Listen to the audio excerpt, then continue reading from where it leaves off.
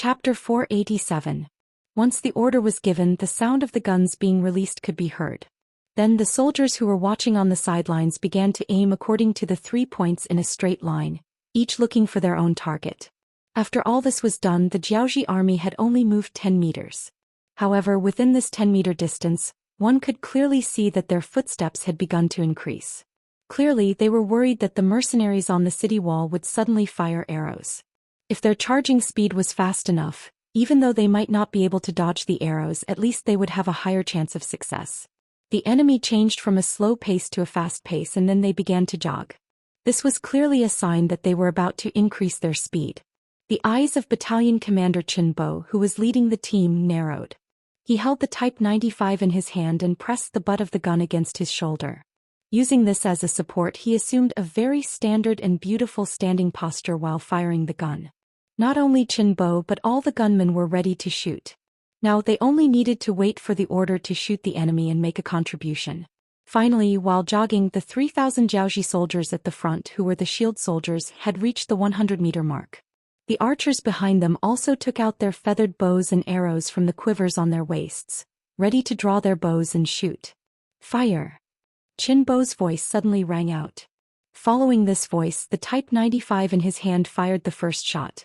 The target was a person who looked like a small general in the Jiaoxi army. Bang! Bang bang bang bang. After the sound of a gunshot, what followed was the scene of thousands of guns being fired. Bursts of popping sounds rang out, and the Jiaoxi soldiers fell to the ground one after another. There was no sound of arrows piercing through the air, nor was there a dense cloud of arrows covering the sky. There was only the sound of gunshots and the appearance of the bullets shooting out in a straight line. This was completely different from normal warfare and instantly caught the Jiaoxi soldiers off guard. The first unlucky ones to be chosen as targets were naturally the 1,000 archers. They were the only ones who could pose a threat to the Lengfeng soldiers on the city gate tower. Naturally, they were the ones who suffered the most. Many archers didn't even have time to hold the arrows in their hands before they fell to the ground. Horrifying bloody holes could be seen in their heads. There were also some archers who had just grabbed their arrows and fell to the ground. Even when they died, their faces were filled with unwillingness. Clearly, they couldn't understand why they had died before they could even release their arrows or see the enemy's arrows flying towards them. 1,000 archers were the first to meet with misfortune. Most of them died before they could even set out. Less than 100 of them released their arrows anxiously. However, due to panic or their limited strength, they did not manage to hit the city gate tower. Or perhaps they had already lost their aim. Even if they managed to hit the city gate tower, they did not manage to hit the designated spot. Cold blade fire. They had already begun to attack. Just now, the 600 auxiliary soldiers had fired first, causing many enemy casualties and throwing the enemy camp into chaos. Seizing the opportunity, Qin Bo gave another shout, and the 400 soldiers of the Cold Vanguard began to attack from the furthest distance. 600 to 700 meters away, the square formation of the Jiaoxi soldiers wielding sabers, spears, swords, and halberds also became the first target. The pitiful Jiaoxi soldiers were still too far away and were completely unprepared. Suddenly, another wave of concentrated gunshots rang out. Many soldiers fell to the ground with a look of disbelief. This scene gave everyone a huge fright. The final range of an arrow wasn't 150 meters. At such a distance, only those with extremely strong arms could do it. Archers like this were 1 in 1,000. Most of the time, being able to shoot a distance of 100 meters and hit the target with the bow was already very difficult. In reality, the true killing range of an archer was around 60 meters. At such a distance, as long as one had undergone strict training and possessed a certain level of strength, one would be able to kill the enemy. In other words, the actual killing range of an arrow was only around 60 to 70 meters. However, a new weapon that could kill people from 600 meters away had suddenly appeared. That was equivalent to 10 times their attacking range. It was no wonder that the Jiaoxi soldiers were afraid, flustered, and terrified. This type of sudden attack also caused the minds of the Jiaoxi soldiers 600 to 700 meters away to become chaotic. Even though they saw their comrades die miserably beside them, there were still very few people who made the preparations to flee. At this moment they were truly beaten silly. Taking advantage of the moment when the enemy was stunned, the Leng Feng soldiers and auxiliary soldiers on the western wall of Beidai City rained down bullets as though they were free. One after another, the Jiaoji soldiers who were targeted were hit by bullets and fell to the ground. There were too many enemies, too many targets, and too many choices. As a result, many of the soldiers switched from single shots to consecutive shots. The gunshots became even more intense. In just a few breaths, too many corpses had fallen below the city wall. The Jiaoji soldiers who were lucky enough to survive finally regained their senses and started to retreat frantically. However, no matter how fast they ran within a distance of 600 meters, they would still become living targets. Of the more than 1,000 people who ran back, less than 1/10 of them were lucky enough to survive. After witnessing the power of these advanced firearms, the Jiaoji soldiers had long given up on the idea of attacking the city. They ran as fast as they could. Many of them even threw away their weapons and other unnecessary items on the ground, hoping to move forward with light equipment so that they could run faster. As a result, the 500 shield bearers who were walking at the front were in a difficult position. They were originally charging at the front. With the shields in their hands, normal arrows would not be able to harm them. However, even though the shield seemed to be made of iron, its defensive power was greatly reduced in the face of advanced firearms. There were even situations where the shields were penetrated by bullets. Compared to the penetrative power of the bullets, these Jiaoji shield bearers who were holding wooden shields could not put up any effective resistance. That's right, they were holding wooden shields. As a Jiaoji that lacked metal and all sorts of resources, the number of soldiers who possessed metal shields was extremely small. Only the elites of the elites could possess such shields. Usually the shields used in the army were only made of wood. It was sufficient to defend against long-range arrows. However, when faced with the sudden attack of bullets, it was naturally inferior. Wooden shields could not block bullets and they were charging too close to the front. As a result, the 500 shield bearers were in an awkward position. Should they run? If they charged too close to the front, they would definitely not be able to escape. Should they charge? With a wooden shield in their left hand and a dagger in their right hand, they were still fine in close combat. However, when faced with a 10-meter-tall city wall, they were powerless. They could neither fight nor flee, especially when some of the 500 shield bearers wanted to retreat but were killed. On the contrary, none of the 450 shield bearers who stood still and did not dare to move were hurt. Instead, they chose to stay where they were. If they stayed where they were, they would most likely become captives and lose their freedom. However, compared to retreating and dying, it was still much better. As a result, a somewhat dramatic scene appeared on the battlefield. The 400 shield bearers seemed to be wandering outside the battlefield. They stood there in an orderly manner, waiting for the judgment of the god of fate. Naturally, Uncle Chen also saw the 500 shield bearers. However, when he saw that they did not act rashly and instead stood there obediently, he stopped thinking of killing them. Bullets cost money and the materials required were not cheap. If he could save a bullet, it was better to save a bullet. Moreover, the 500 shield bearers were all able-bodied men. For the sixth young master who placed great emphasis on manpower, this was a considerable gain. Therefore, only a company of auxiliary soldiers were keeping an eye on the shield bearers. The rest of the soldiers continued to do what they were supposed to do.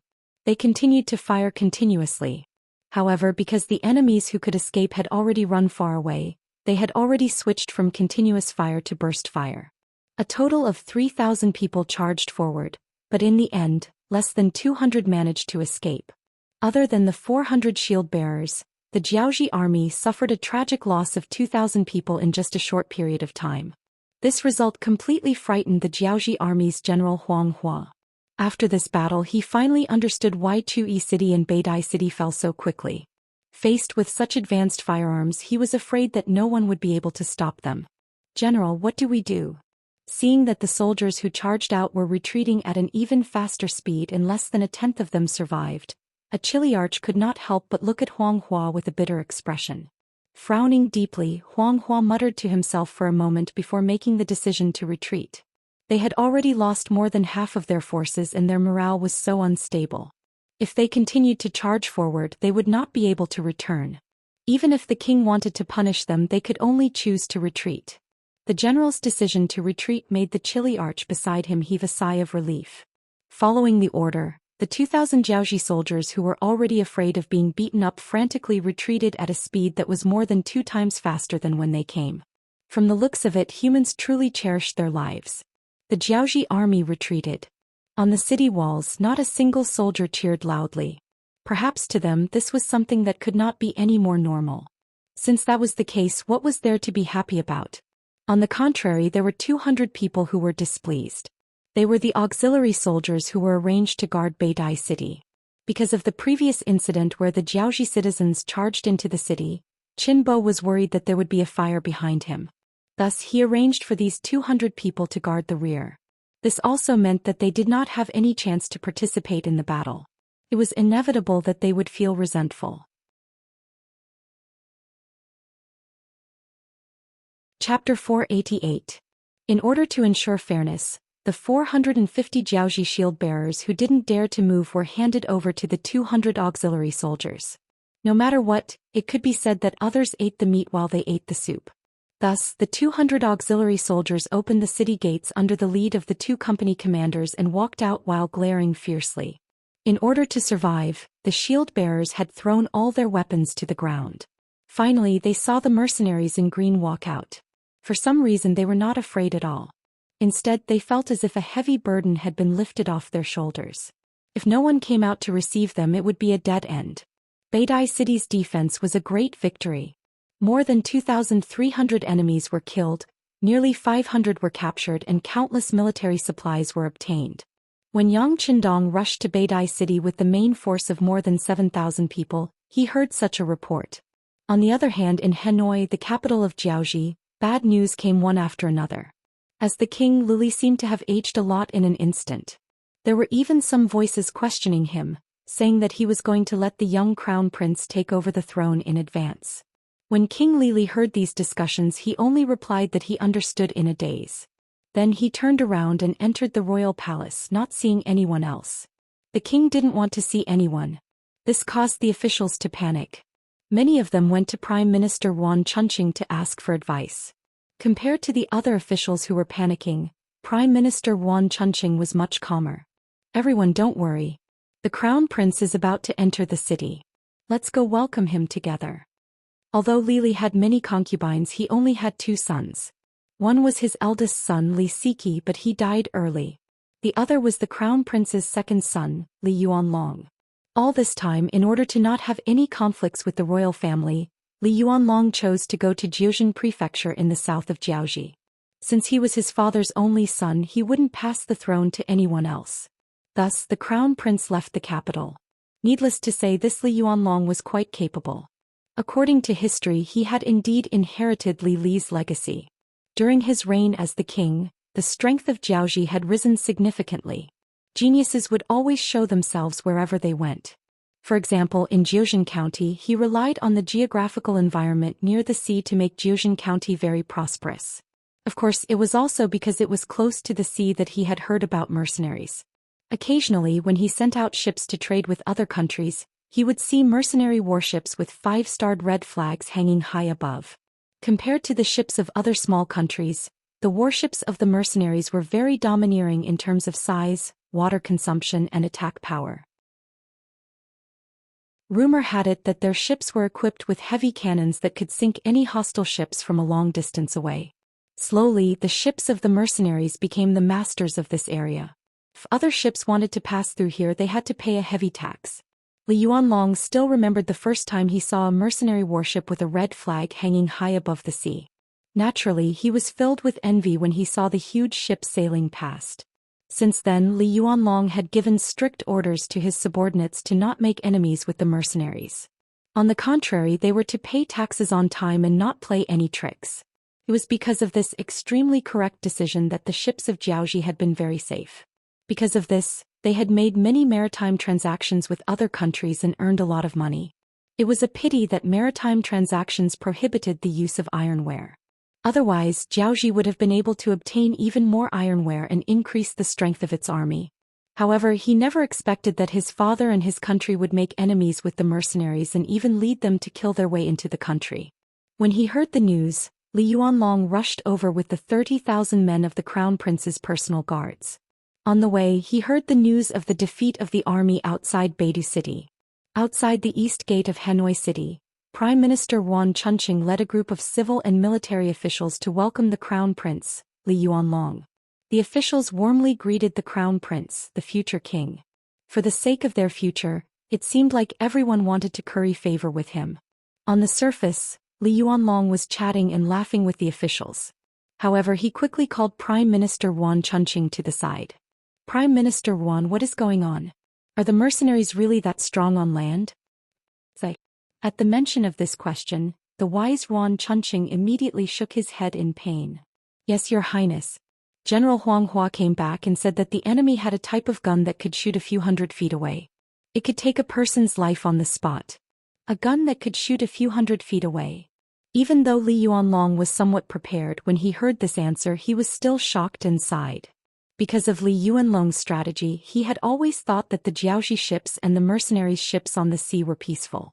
This made him think that the enemy's cannons were limited in power. Therefore, they did not make enemies everywhere and became the true overlord of the sea.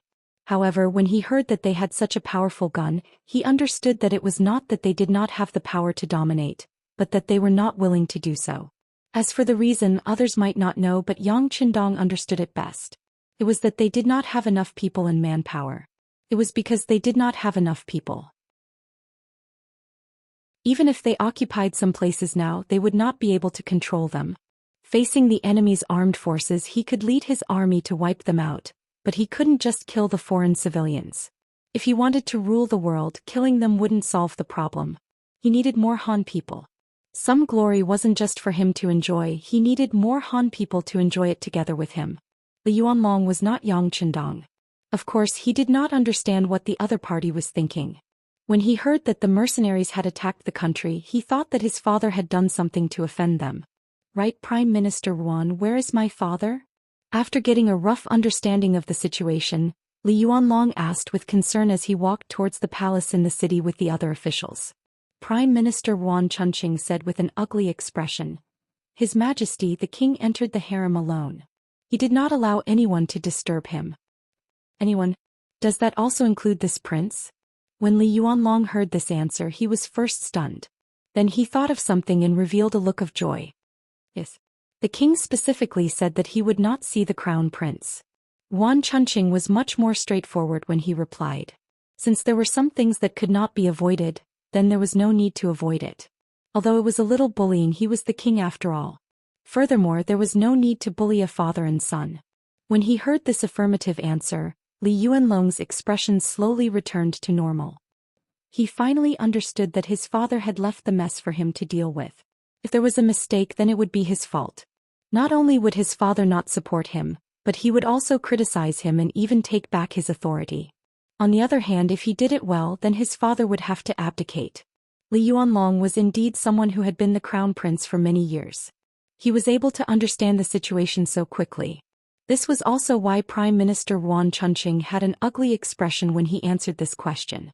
However, there was nothing he could do. After all, Li Yuanlong was the king and he was only the king's son. The so-called kinship. I almost forgot.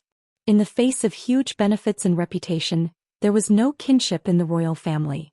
After knowing his father's plan, Li Yuanlong did not have any intention of avoiding it. The fact that he had rushed over from Jiuzhen County after receiving the imperial edict was enough to explain everything. If he really wanted to avoid it, he could have just said that he was not feeling well and did not appear. Furthermore, as the crown prince and the future king, Li Yuanlong did not want to see anything happen to Jiaoxi. However, since there was a problem, it had to be solved. The heavy responsibility of solving this problem fell on his shoulders. This was his responsibility. Since that is the case, I will have to trouble Prime Minister Yuan to gather all the officials. This crown prince would like to hear their opinions. Since the problem was to be solved, it was naturally Han Xian who gathered the soldiers. The more the better. If he listened to their opinions, he might be able to find a way to solve the problem. Although Li Yuanlong already had a way to solve the problem, it would cost him too much to complete it. If there was a better way, he would not mind accepting and listening to it. Yuan Chunqing knew that the crown prince was going to take over the government in advance, or rather he was taking the initiative to take over the problem. He first looked at Li Yuanlong with an admiring gaze, then nodded and said, "Okay, then I will gather all the officials and listen to the Crown Prince's instructions." "Thank you, Prime Minister," Li Yuanlong replied in a respectful tone. After the Crown Prince entered the city, the first thing he did was to gather the important officials in the front hall of the palace to discuss important matters. All the officials of Jiaoji rushed over. None of them wanted to let go of this opportunity to show their faces. As a result, the hall that could normally only hold 50 to 60 officials was stuffed with over 100 people, making it seem very crowded. Li Yuanlong didn't have the slightest intention of chasing them away. On the contrary, he maintained a smile on his face, showing a very patient look. When almost everyone had arrived, at least no one was rushing over from the outside, he coughed lightly and attracted everyone's attention to himself. With this light cough, the hall quieted down. Then more than 200 eyes stared at Crown Prince Li Yuanlong.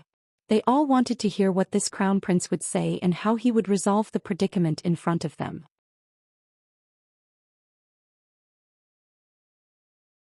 Chapter 489.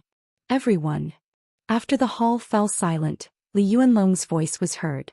"I'm sure everyone knows what kind of situation we are facing now. The mercenaries are coming with a vengeance, and they are equipped with advanced firearms that can take people's lives from hundreds of zhang away. Our army is no match for them and we have already lost several battles. Right now, the enemy has already taken over Beidi City, which is less than 200 li away from our Jiaoji capital. At this time of crisis, I wonder if anyone has any ideas on how to retreat?" After saying this, Li Yuanlong looked at the officials with anticipation. He wanted to see if there were any better ideas. After hearing the Crown Prince's words, the officials who were still discussing spiritedly fell completely silent. In fact, before the Crown Prince came, everyone had talked about the war in the country more than once. Huang Hua had returned, Jishu and Longbian had also sent back news, confirming that the mercenaries had a powerful killing weapon in their hands that was far beyond their imagination. It was an advanced flintlock that could fire continuously and was extremely accurate. It was said that the firearm could shoot up to 600 to 700 meters away. When it landed on a person, it could still be fatal. In comparison, the bows and arrows in their hands could only shoot up to 100 meters. When it was truly lethal, it could only shoot up to 50 to 60 meters. The difference was more than 10 times. How could they fight this war? But what could they do if they couldn't win? This was where they lived, and the mercenaries belonged to outsiders. Even if they were outsiders, they couldn't just let them do whatever they wanted, right? When the king refused to see anyone, everyone put all their hopes on the Crown Prince. But now that the Crown Prince asked this question, how could they answer?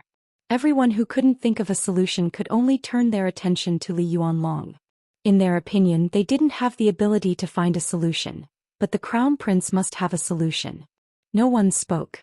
Although this was within Li Yuanlong's expectations, he still couldn't help but let out a long sigh when he saw the outcome.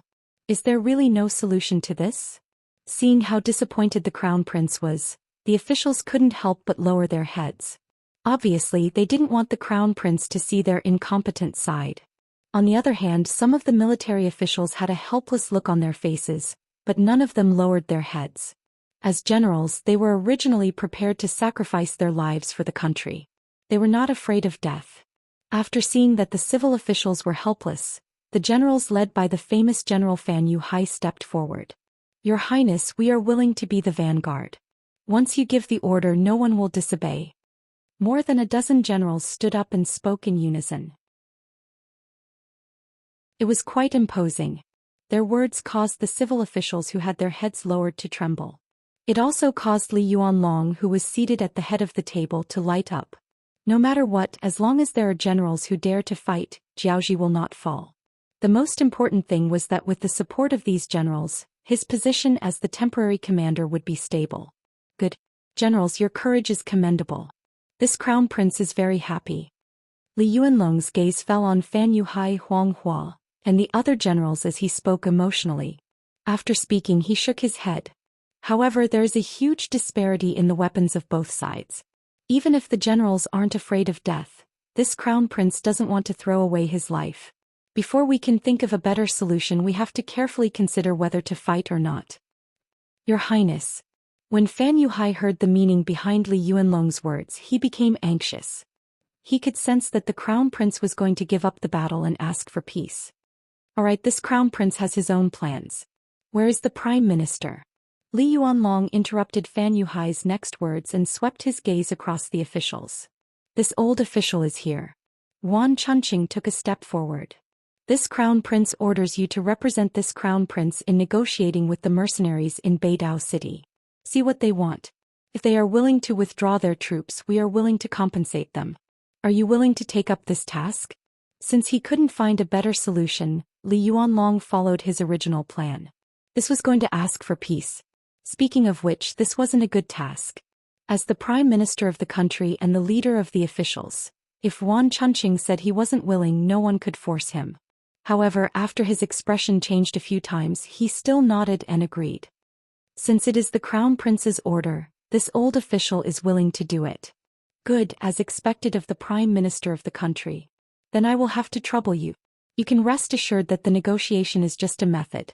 From today onwards, we will use the power of the country to forge iron on a large scale and strive to forge more iron shields and other iron weapons.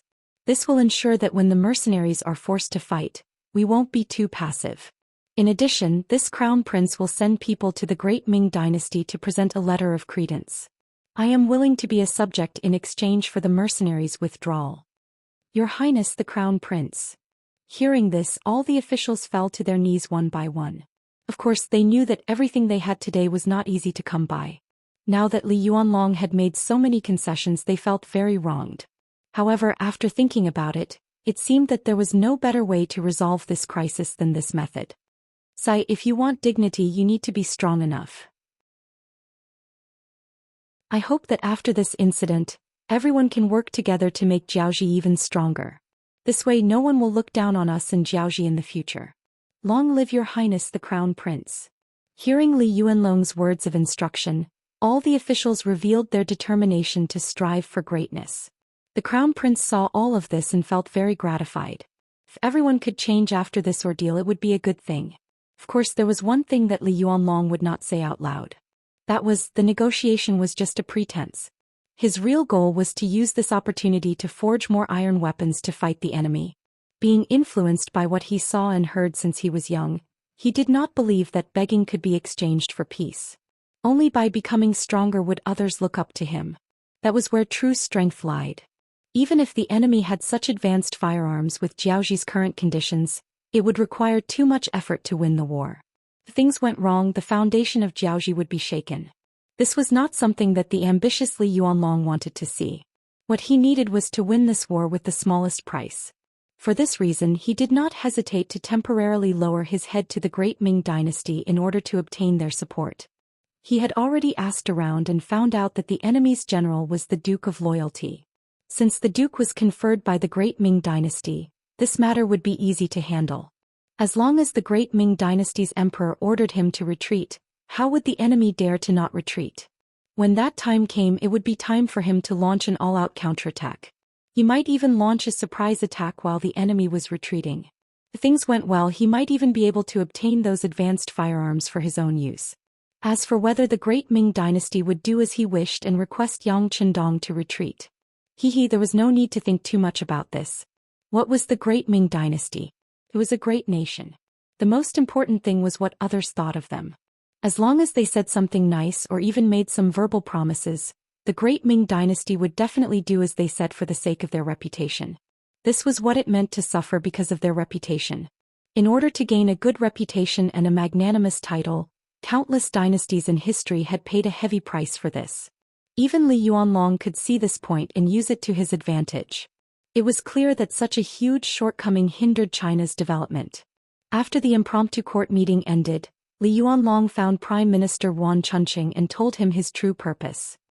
Prime Minister, when you go to the mercenary camp, don't be too anxious. The negotiations can be done slowly. In this case, the people I sent to the great Ming dynasty to ask for peace will cooperate with you to deliver the good news. Rest assured.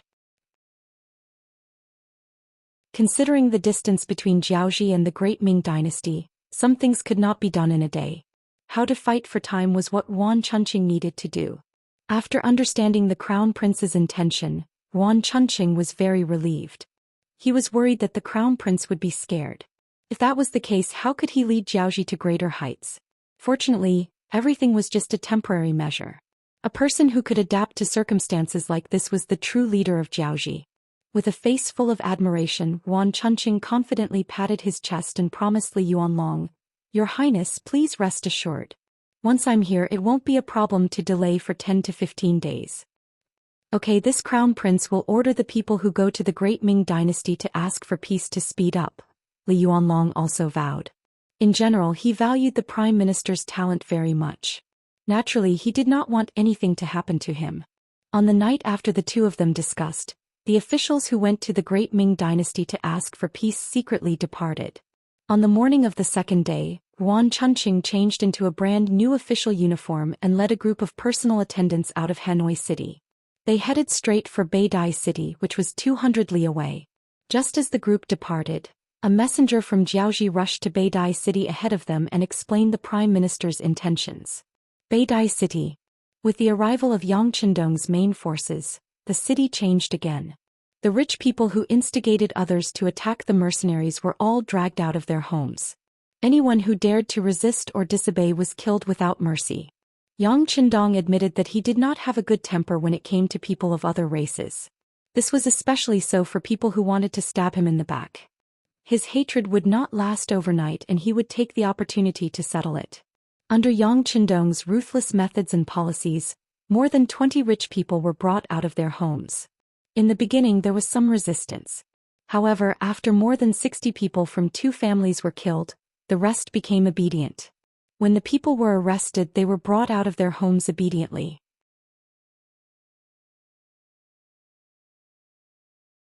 Chapter 490. The orders of those who were brought out had already been decided. Just like in Chuyi City, the temporary small square was filled with wooden stakes. More than 20 people were tied to the stakes one by one. Then the common people gathered. The Han people were singled out and naturally became a special class, living a life of eating and wearing warm clothes. After meeting up with Qin Bo's 3 battalions, the army expanded to over 8,000 men. It was more than enough to clear out a small Beidi city. In an instant, the Han people were elated. The Jiaoji people became restless. Even when they slept at night, they didn't dare to close their eyes. They were afraid that the mercenaries would rush in and take them out to parade through the streets. It was no wonder that the people of Jiaoji were so worried. Every day, because of the Han people's accusations, some of the Jiaoji people who had bullied them in the past were dragged out of their warm beds in the middle of the night.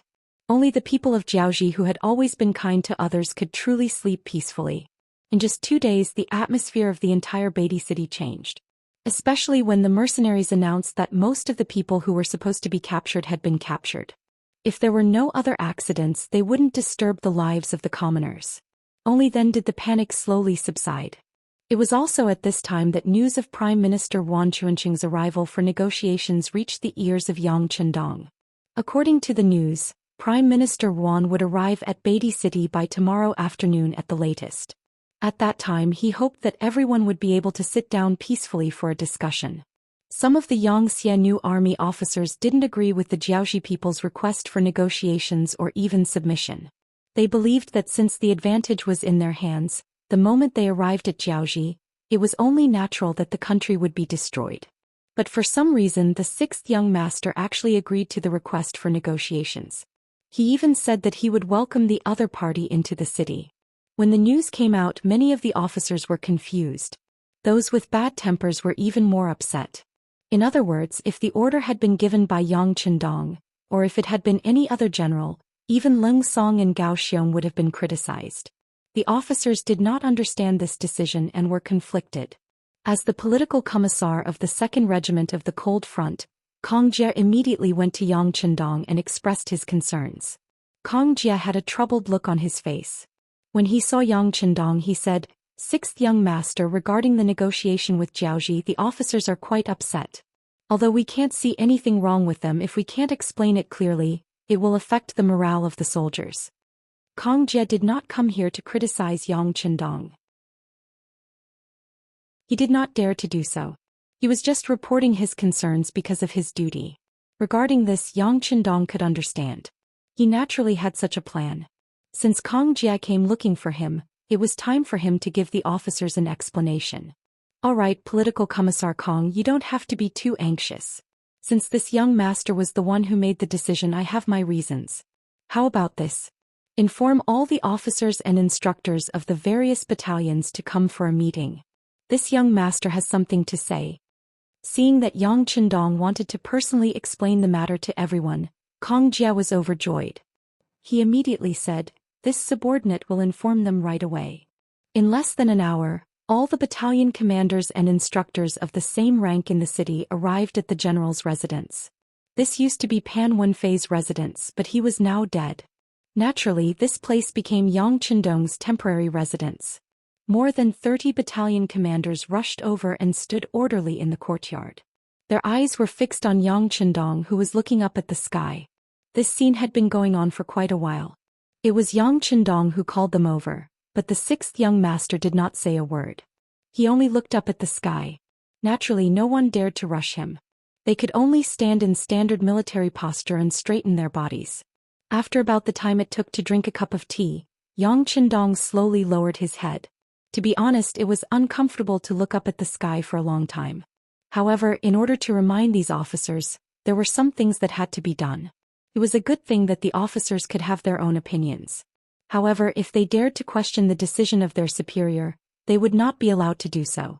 For example, a platoon commander only saw the soldiers of his platoon. That was bound to have limitations. A company commander only saw a company, unlike a battalion commander who could see the bigger picture. As the actual founder of the mercenary army as well as the highest leader, Yang Chendong naturally saw the bigger picture. In order to accomplish this, it was inevitable that he would make some concessions. For example, allowing the Prime Minister of Jiaoji to negotiate was influenced by the bigger picture. As the territory grew larger in the future, the chances of something like this happening would also increase. He could not possibly explain it to his subordinates every single time.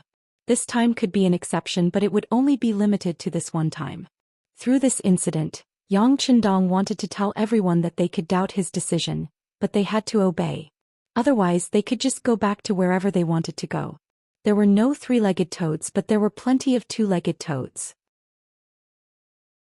Seeing that the time it took for an incense stick to burn had passed and the emotions of the officers had calmed down, Yang Chendong finally spoke. "I don't care what you think of yourselves. I don't care what kind of dissatisfaction or opinions you have in your hearts. Right now, this young master wants to ask you all one question. With our current strength, can we take down all of Jiaoji's cities without shedding any blood?" Without shedding any blood. Hearing Yang Chendong's words, all of the officers shook their heads in unison. In terms of brute force, there were no cities in Jiaoji that they could not take down. However, it was impossible for them to take down a city without using a single shot. Seeing that all of the officers were shaking their heads, Yang Chendong snorted coldly. A sharp glint flashed across his eyes. "Since you can't do this, what right do you have to be arrogant? Why can't you have a proper discussion with the other party's envoy? Don't tell me that you want to show off your strength and disregard the safety of the Han civilians?" Under the harsh criticism, the faces of some of the officers turned ugly. They only considered that their military strength was already very strong. The defense of Beatty City was the best example. Since they already had the initiative, why did they still have to negotiate? Wasn't this like a blind man lighting a lamp? However, when they heard Yang Chendong's questioning, they realized that such a rash action would cause the deaths of all the Han civilians in Jiaoji. Since they could slaughter their way into the various cities of Jiaoji, why couldn't the other party wipe out all the Han civilians in the city before they arrived? If that was the case, even if they killed the civilians, what would they gain? They were nothing more than empty cities with nothing to show for it. This was not their initial strategic goal. They wanted to open up another base here, not just to show off their tyrannical military strength. It could be said that when Yang Chendong said those words, many of the officers understood what was going on. They thought about how they were just ordinary civilians not long ago, living in an abyss of suffering. If it wasn't for the sixth young master who saved them, gave them authority and gave them the most advanced firearms, some of them would have been dead by now. Most of them were still running around just to fill their stomachs. Where did the morale and drive come from? The officers who had figured everything out lowered their heads one by one. They were reflecting on their wrong thoughts. Seeing that the officers understood his intentions so quickly, Yang Chendong's expression turned slightly better. "Alright, I've explained everything to you. If anyone is still dissatisfied with the negotiations with Zhao, feel free to voice it out. However, if you don't have any objections now, you are not allowed to discuss this matter when you return. Otherwise, I'll fire every single one of you. I won't care what contributions you've made in the past. When that time comes, don't say that I, the sixth young master, won't be merciful. No, the sixth young master is wise. A wave of awe sounded from below. It was no wonder that these officers were able to think things through so quickly. Previously, they were limited by their foresight and their thoughts were limited as well. Now that they knew that the sixth young master was thinking for the sake of the Han people, how could the officers who used to be part of him not understand? Meeting adjourned. If you've thought things through. If you have time, train more and help the people in the city. It's better than letting your imagination run wild every day. Yang Qindong waved his hand casually and the courtyard, which was filled with people, was emptied in an instant. Other than the fact that Yang Qindong was the sixth young master, he was able to pacify the officers so quickly because he was thinking for the sake of the Han people. Did you think he wanted to negotiate with them? However, if he didn't do so and forced Zhao into a corner, they would vent their anger on the Han people within their borders. By then it wouldn't just be one or two people dying.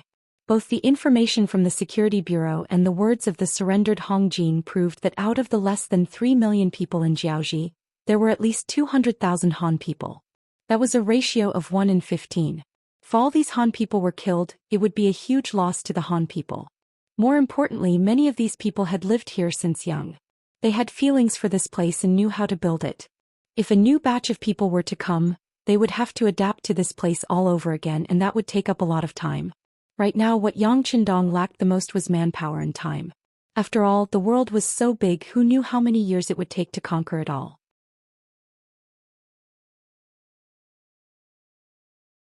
Chapter 491. There were some things that could only be done as quickly as possible.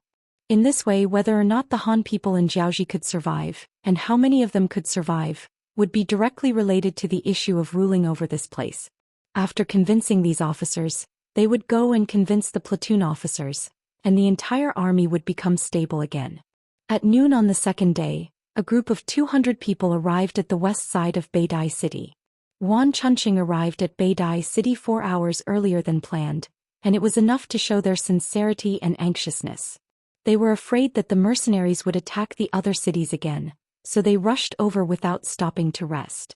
When Wan Chunqing arrived at the city, according to the plan, 2nd Regiment Commander Luo Po and Political Commissar Kong Jia went out to welcome them, and led them into Beidai City. Trying his best to maintain a smile, Wan Chunqing greeted Luo Po and Kong Jia before asking about Yang Qindong. May I know where the Duke of Loyalty is? This time, this Prime Minister is under the orders of the Crown Prince to bring some gifts. The Duke of Loyalty is still inspecting the army.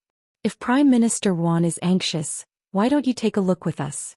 Political Commissar Kong Jia first smiled at Luo Po, then turned to Wan Chunqing and said in an unhurried tone.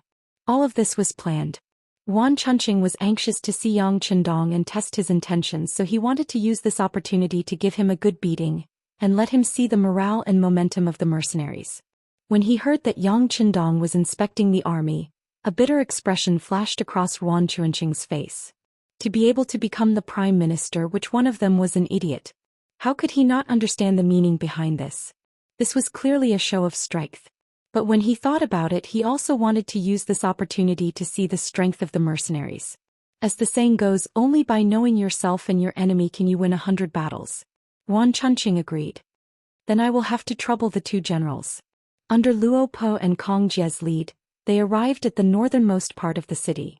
This was originally a trading market, but now it was occupied by the mercenaries as a temporary military camp. When they saw the temporary wooden fences from afar, they heard a neat battle cry. As the Prime Minister of the Jiaoji nation, Wan Chunqing had seen all kinds of situations. He had even entered the military camp of Jiaoji countless times. However, this was the first time he had heard such a unified voice. He hadn't even seen anyone yet, but just from these deafening voices, he knew how high the morale of the mercenaries was. Wan Chunqing's face changed slightly, which was noticed by Political Commissar Kong Jia, who was observing him from the side. Then he made a gesture of invitation with a smile. Prime Minister Wan, Don't you want to see the Duke of Loyalty? He's inside, please. Alright, please, let's go together. Wan Chunqing forcefully suppressed the fear in his heart and said with a forced smile. There was an entire platoon of Lung Feng on duty at the entrance of the barracks.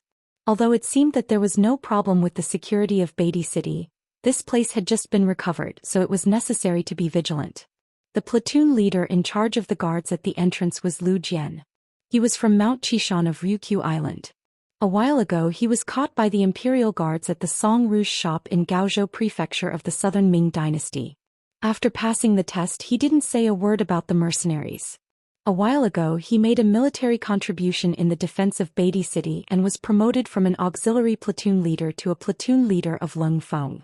This time he was in charge of leading the platoon.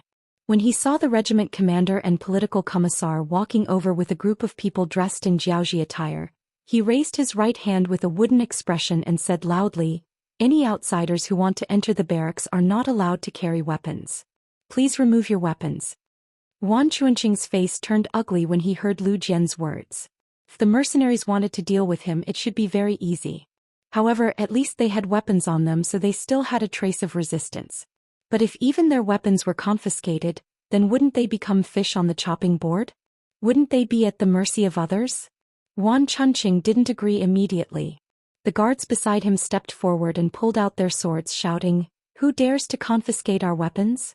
We are here to negotiate as representatives of the Jiaoji army, not prisoners of a defeated army." Lu Jian narrowed his eyes and turned around to look at the row of Lung Feng soldiers behind him. The Lung Feng soldiers laughed out loud. Since he dared to use his saber in front of them, it just so happened that they hadn't fought for 2 days. It was a good opportunity to warm up. Seeing that Wan Chunqing had unsheathed his saber, his opponents in military green camouflage uniforms laughed instead of getting angry. Wan Chunqing's bodyguards' expressions turned ugly. This mission wasn't easy. If they didn't handle it well, they would be in danger of dying. Everyone was already mentally prepared for this. However, if they could avoid death, it would be best if they didn't die. But now that the situation had come to this, they didn't know what to do for a moment. They could only look at Wan Chunqing with troubled gazes and wait for the Prime Minister to speak. Wan Chunqing's expression didn't look any better. Although he was a little angry at the arrogance of the mercenaries, who wanted to confiscate his weapons as soon as they met, he was here to negotiate, not to surrender. However, he hated his guards even more. How could they pull out their swords without an order? If they angered the mercenaries, not only would they fail the negotiation, but they would also lose their lives here. Death. Of course, Wan Chunqing was afraid. However, he was also afraid that he wouldn't be able to complete the mission given to him by the Crown Prince. Therefore, when he saw the inquisitive looks from the guards, he turned to Luo Po and Kong Jia and said, "Generals, we are guests after all. A host should treat his guests well." Seeing how thick-skinned Wan Chunqing was, Political Commissar Kong Jia spoke up before Luo Po could say anything. "Apologies, we didn't invite you here. Even if you are a guest, you have to follow the host's rules." The moment he finished speaking, Wan Chunqing's expression turned ugly. This time they were the ones who initiated the negotiation. In other words, they were the weaker party. It was difficult for them to be treated with respect. Without looking at Wan Chunqing's expression, Kong Jia's eyes fell on Lu Jian. Although he didn't say anything, his meaning was very clear. He wanted Lu Jian to do whatever he wanted regardless of the fact that they were here. Lu Jian was a smart person to be able to become the platoon leader of the Cold Vanguard platoon. Seeing that the regiment commander and the political commissar had nothing else to say, he chuckled with a sinister look on his face. He raised his right hand and said to the 30 soldiers behind him, "Brothers, someone dares to show off his weapon in front of us, Cold Edge. What do you think we should do? What else can we do? Teach him a lesson." The 30 Cold Vanguard platoon members were already itching for a fight. Now that they received their platoon leader's order, they knew what to do. Each of them smiled as they took out shiny bayonets from their waists and equipped them with the 95-style spearhead. Not using bullets was already a form of respect for the Jiaoji guards. Otherwise, the battle would have ended before the fight even started. The 30 soldiers equipped with the 95-style spearhead smiled as they surrounded Wan Chunqing.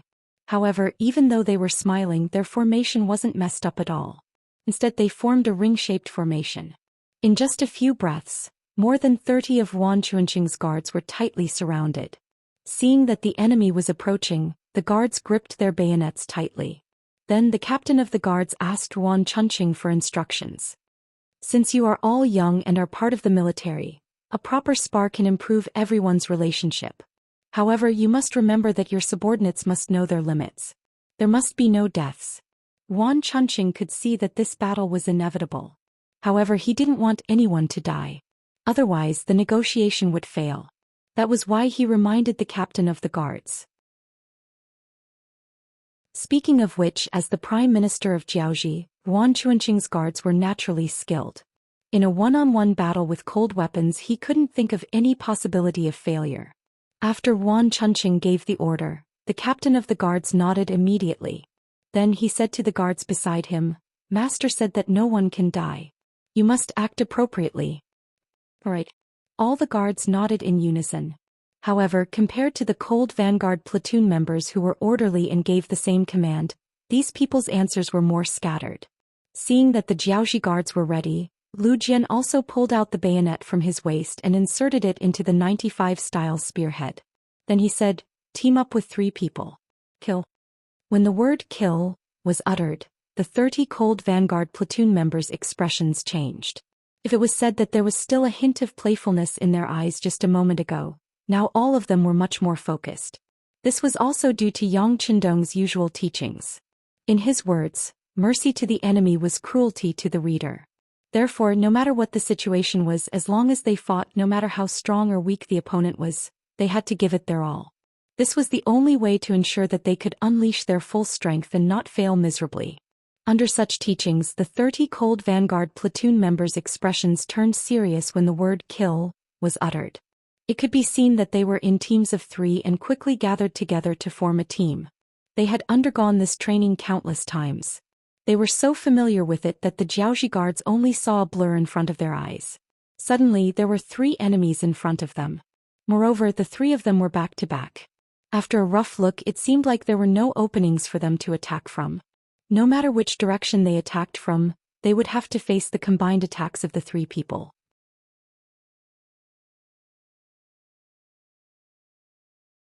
Chapter 492.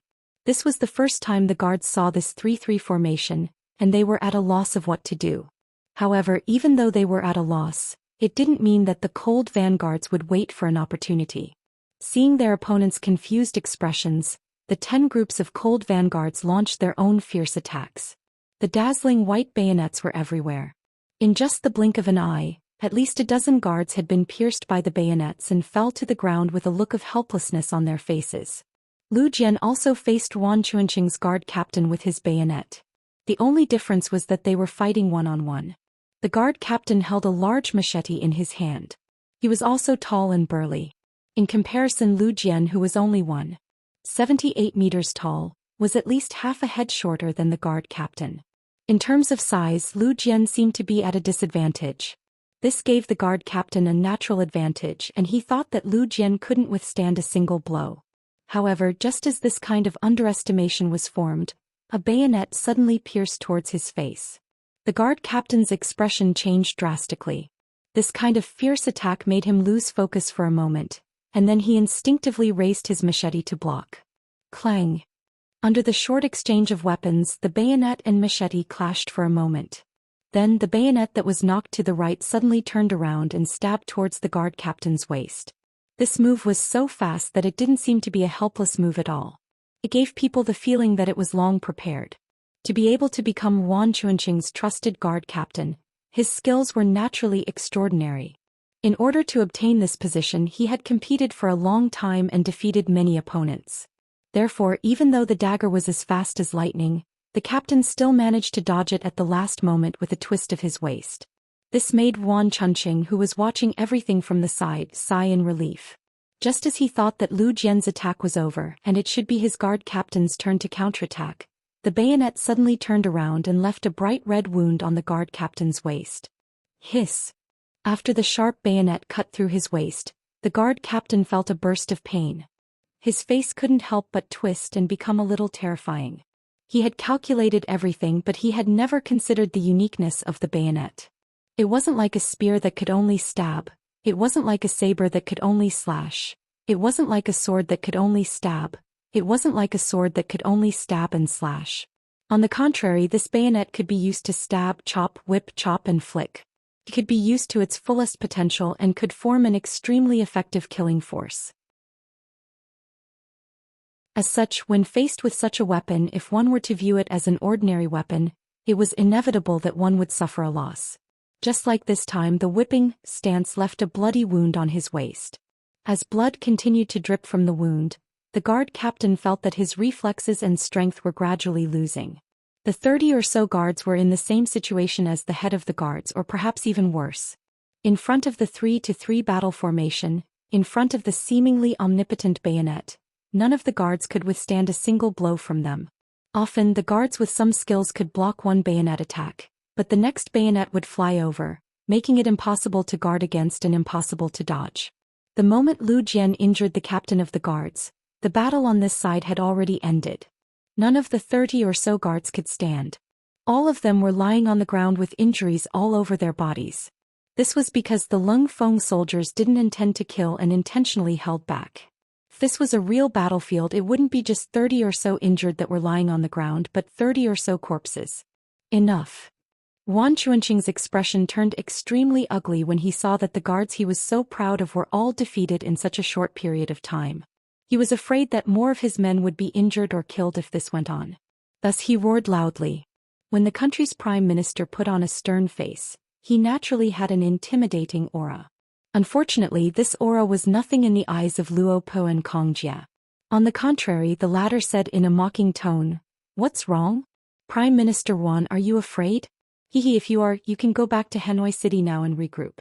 We will see who wins and who loses on the battlefield." He was obviously trying to provoke Wan Chunqing.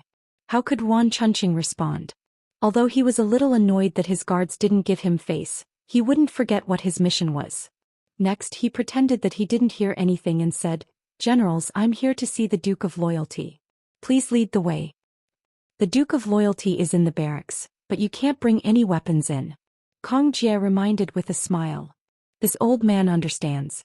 This time Wan Chunqing was straightforward. He reached out and took off the sword on his waist, which was used as an ornament, and handed it to a guard behind him who had just gotten up. Then he said to the head guard, "Put down your weapon and follow this old man in." Wan Chuanqing's cooperation made Kong Jie speechless. In his heart he sighed at Wan Chuanqing's flexibility. He signaled Commander Luo Po with his eyes. After seeing the other party nod in agreement, he smiled and said to Wan Chunqing, "Prime Minister Wan, please." A fight broke out suddenly and ended quickly.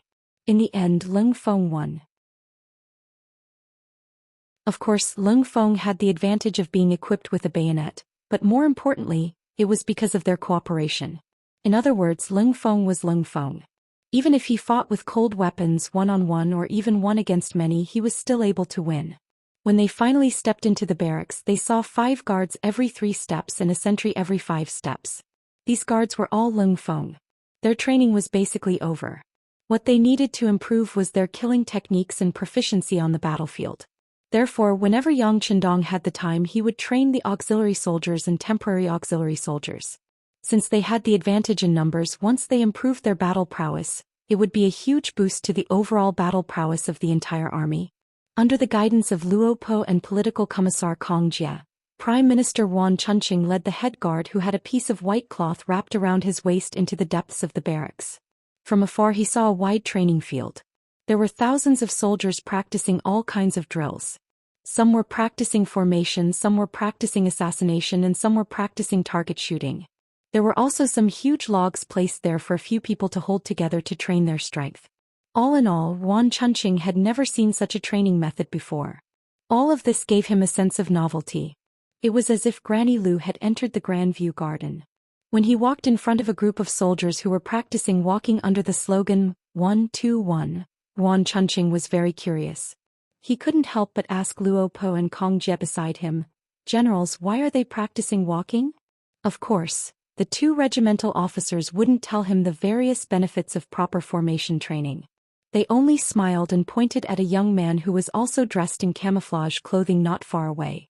"That's the Duke of Loyalty. Let's go over." When he heard that Yang Qindong was right in front of him, Yuan Chunqing set aside his curiosity and strode over to where Yang Qindong was. As he walked forward, his expression constantly changed.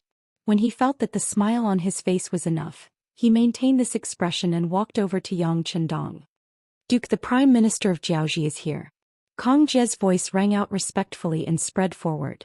Yang Qindong, who was watching the training on the field, didn't change his expression. It was as if he didn't hear Kong Jie at all and continued doing what he was supposed to do. After Kong Jie reported again, he didn't say anything else. He believed that the sixth young master must have heard what he said, but he didn't reply. There must be a reason why Kong Jie didn't ask anymore.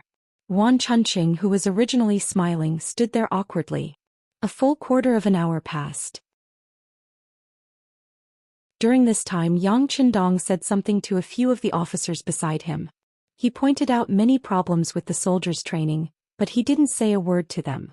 He didn't even turn his head to look at them. This made Yuan Chunqing's expression turn even uglier.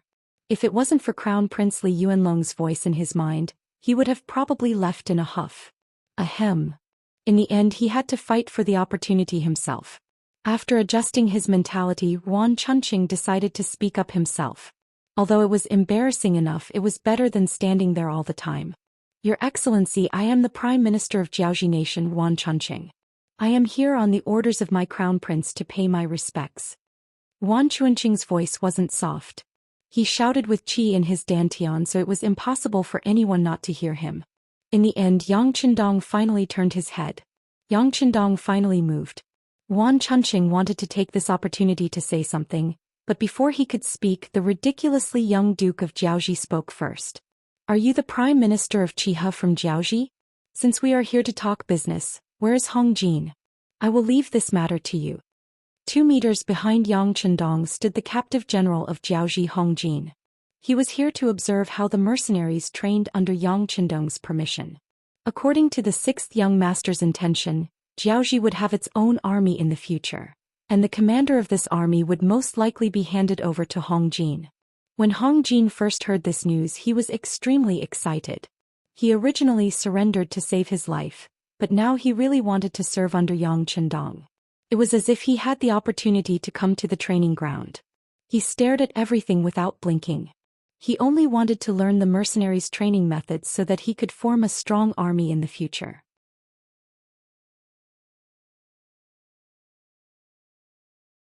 Chapter 493. He was still in the middle of studying when Yuan Chunqing's sudden arrival attracted his attention. As a former deputy general of Jiaoxi, how could he not know the Prime Minister of Jiaoxi? It was just that with his previous status he couldn't talk to him at all and could only watch from afar. Just now, Yuan Chunqing's performance fell into Hong Jin's eyes. When he saw the high and mighty Prime Minister bowing to the sixth young master, he didn't know why, but he felt a burst of joy in his heart. He originally felt inferior because he was a surrendered general, but now it seemed that there was no difference between him and the Prime Minister. Just as he was thinking about this, Yang Qindong suddenly called out his name. This made him tremble and he couldn't believe what he had just heard. While Hong Jin was still in shock, Tiger's Mane, who was beside Yang Qindong, had already handed him a piece of paper with words written on it. "This is the request for the negotiation. Take a good look. This is also a chance for you to perform well. Seize it." Tiger's Mane patted Hong Jin's shoulder as he spoke. This seemingly inconspicuous action made Hong Jin very excited. Who didn't know what kind of person Tiger's Mane was? He was Yang Qindong's most trusted person. Even regimental officers like Luo Po and Kong Jia were very respectful in front of him. It was definitely Hong Jin's honor that Tiger's Mane thought highly of him. The excited Hong Jin immediately straightened his chest and said with an incomparably firm tone, "Please rest assured, Tiger's Mane and Tiger's Mane. I will definitely handle this matter well." Hong Jin promised solemnly. Under Tiger's Mane's signal, he came in front of Yuan Chunqing and stretched out his right hand. "Prime Minister Yuan, I will be in charge of the negotiation. Please." Yuan Chunqing's original intention was to negotiate with Yang Qindong. In his opinion, this was the only way to have an equal relationship. However, Yuan Chunqing ignored him. If he insisted on staying here, who knew what would happen? Yuan Chunqing didn't want to ruin their relationship before the negotiation, so he could only sigh and agree. Thank you, General Hong. Being addressed so politely by Yuan Baiqing, Hong Jin's face was full of joy. Well said, Prime Minister Yuan, please. Hong Jin's face was full of confidence, but when he really looked at Yang Qindong's conditions, he couldn't help but have a headache. Never in his wildest dreams did he expect the sixth young master's demands to be so harsh. The higher-ups actually demanded that Jiaoxi hand over all the cities other than Hanoi City. They also demanded that the Jiaoxi army disarm themselves and hand over their weapons. How was this a negotiation? It was clearly forcing the other party to perish. He did not think that Yuan Chunqing would agree. Therefore, when the two of them walked out of the military camp and found a quiet courtyard to sit down, Hong Jin was prepared for Yuan Chunqing to get angry and leave. In fact, Yuan Chunqing was very angry when he saw Yang Qindong's demands. This was an impossible condition. Fortunately, he didn't come to negotiate but to buy time. Therefore, he didn't leave in anger like Hong Jin expected. Instead, he said seriously that the Jiaoxi nation wouldn't accept such conditions and asked them to lower their standards before negotiating. Yuan Chunqing suddenly said such nice words and he didn't even say a word of anger. This made Hong Jin feel that it was unrealistic. The Beidai city general's residence was now Yang Qindong's resting place. After dark, Hong Jin came to the inner courtyard after being notified. He saw Yang Qindong, who had just finished his dinner and was drinking tea and resting. Greetings, Duke of Loyalty and Courage. Hong Jin knelt on the ground with a plop and said sincerely. He wanted to call him the sixth young master, but he knew that with his current status he didn't have the right to do so. You're here. How's the situation? Yang Qindong stretched out his hand and gestured for Hong Jin to get up. He also asked about the negotiations. Duke of Loyalty, I have already talked to Prime Minister Yuan. He thinks that our demands are too high. He hopes that we can lower our standards, Hong Jin said honestly. Lower your standards? Yang Qindong's face flashed with an unknown smile. He's not angry? Hearing Yang Qindong's question, Hong Jin was stunned at first. Then he thought for a while and said, he's a little angry but he doesn't show it. Ha! At this moment Yang Qindong couldn't help but laugh out loud. He had made demands and conditions that were impossible for the other party to fulfill, but the other party didn't turn hostile or get angry. He only said that the demands were too high. What did this mean? It could only mean that the other party didn't really want to surrender at all. Everything was just to stall for time. So, no matter what request Yang Qindong made, they would use all kinds of reasons to reject it. The so-called negotiations, Jiaoxi wasn't sincere and Yang Qindong was never serious. This was just a way for everyone to test each other. Through this test, Yang Qindong got the result he wanted. That was, the other party was indeed stalling for time. They should be planning something. Before they were ready, they wouldn't easily turn hostile. After understanding this, Yang Qindong knew what to do. He said to Hong Jin, who was still standing on the opposite side waiting for orders, how about this, when you talk to the other party tomorrow, just say this. At the same time, in a courtyard temporarily provided for Yuan Chunqing, the Prime Minister of Jiaoxi had also finished his meal and was chatting with the guard captain beside him. You've seen the training ground today, right? With your experience, if we were to go against the mercenaries now, what are our chances of winning? Yuan Chunqing asked with interest. Although it was true that he was the Prime Minister, he didn't know much about military affairs, unlike the guard beside him who was originally a military man. Seeing the Prime Minister asking so seriously, the guard captain hesitated for a moment before shaking his head. The mercenaries' morale is very high. If we were to go against them now, I'm afraid we would lose. What are our chances of winning? After Yuan Chunqing asked, he seemed to have thought of something and said, just say it boldly. There are only the two of us here. After receiving the Prime Minister's encouragement, the guard captain looked eager to give it a try. Then he slowly squeezed out 2 words. 20%? Hearing the words, Yuan Chunqing looked at the guard captain suspiciously. Being stared at, the guard captain lowered his head and squeezed out 2 words with difficulty. 10%. Only 10%. Hearing this answer, Yuan Chunqing was clearly very dissatisfied. Yes, with our current weapons and equipment it's only 10%. However, if we can have more metal shields, perhaps we can increase it a little. If there's any way to make the mercenaries hesitate, then our chances of winning will be even higher, the guard captain answered honestly.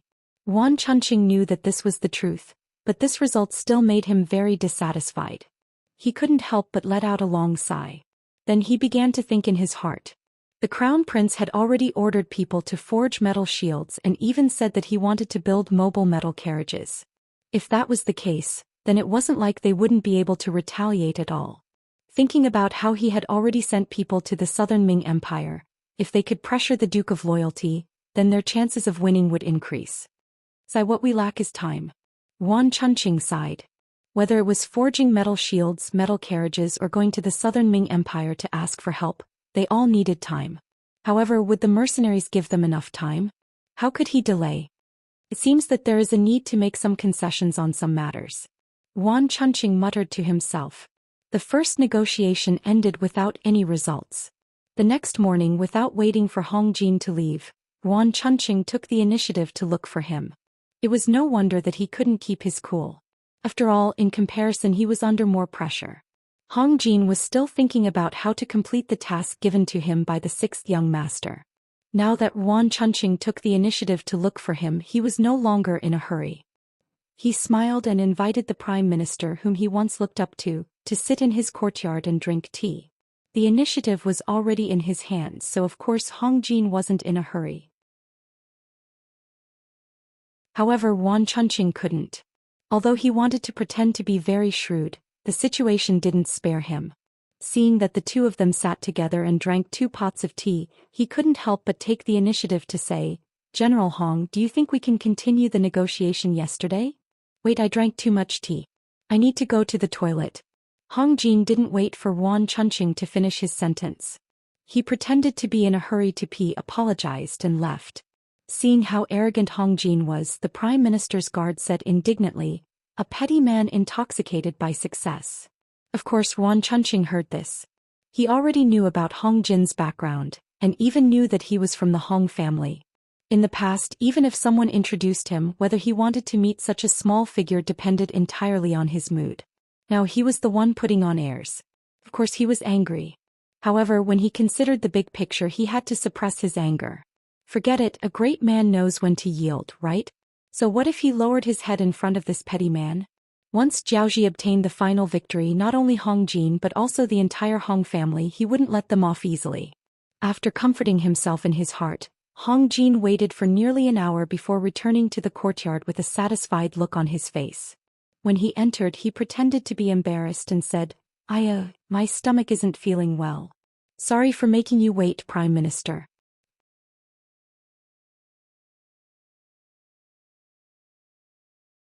Chapter 494. Although his words sounded nice, he did not seem to be apologetic at all. Yuan Chunqing did not want to lower himself to his level. As long as he could stall for time and let the other party be proud of himself, so what? "General Hong, are you all right now? Can we continue with the discussion about yesterday's matter? After all, you are a citizen of Jiaoji and the Hong family is the cornerstone of Jiaoji. For this reason, can we compromise a little?" Seeing Hong Jin sit down again, Yuan Chunqing was afraid that the other party was up to no good, so he said all these in one breath. "Compromise a little? How?" Hong Jin pretended not to understand and asked. "Let's see if we can cede a few cities to the Duke of Loyalty. As you know, yesterday's request is no different from wiping out the entire Jiaoji. I really can't agree to it," Yuan Chunqing said shamelessly. "No." Unexpectedly, Hong Jin shook his head and rejected the offer directly. "Please don't, General Hong. For the sake of the Hong family, please compromise a little.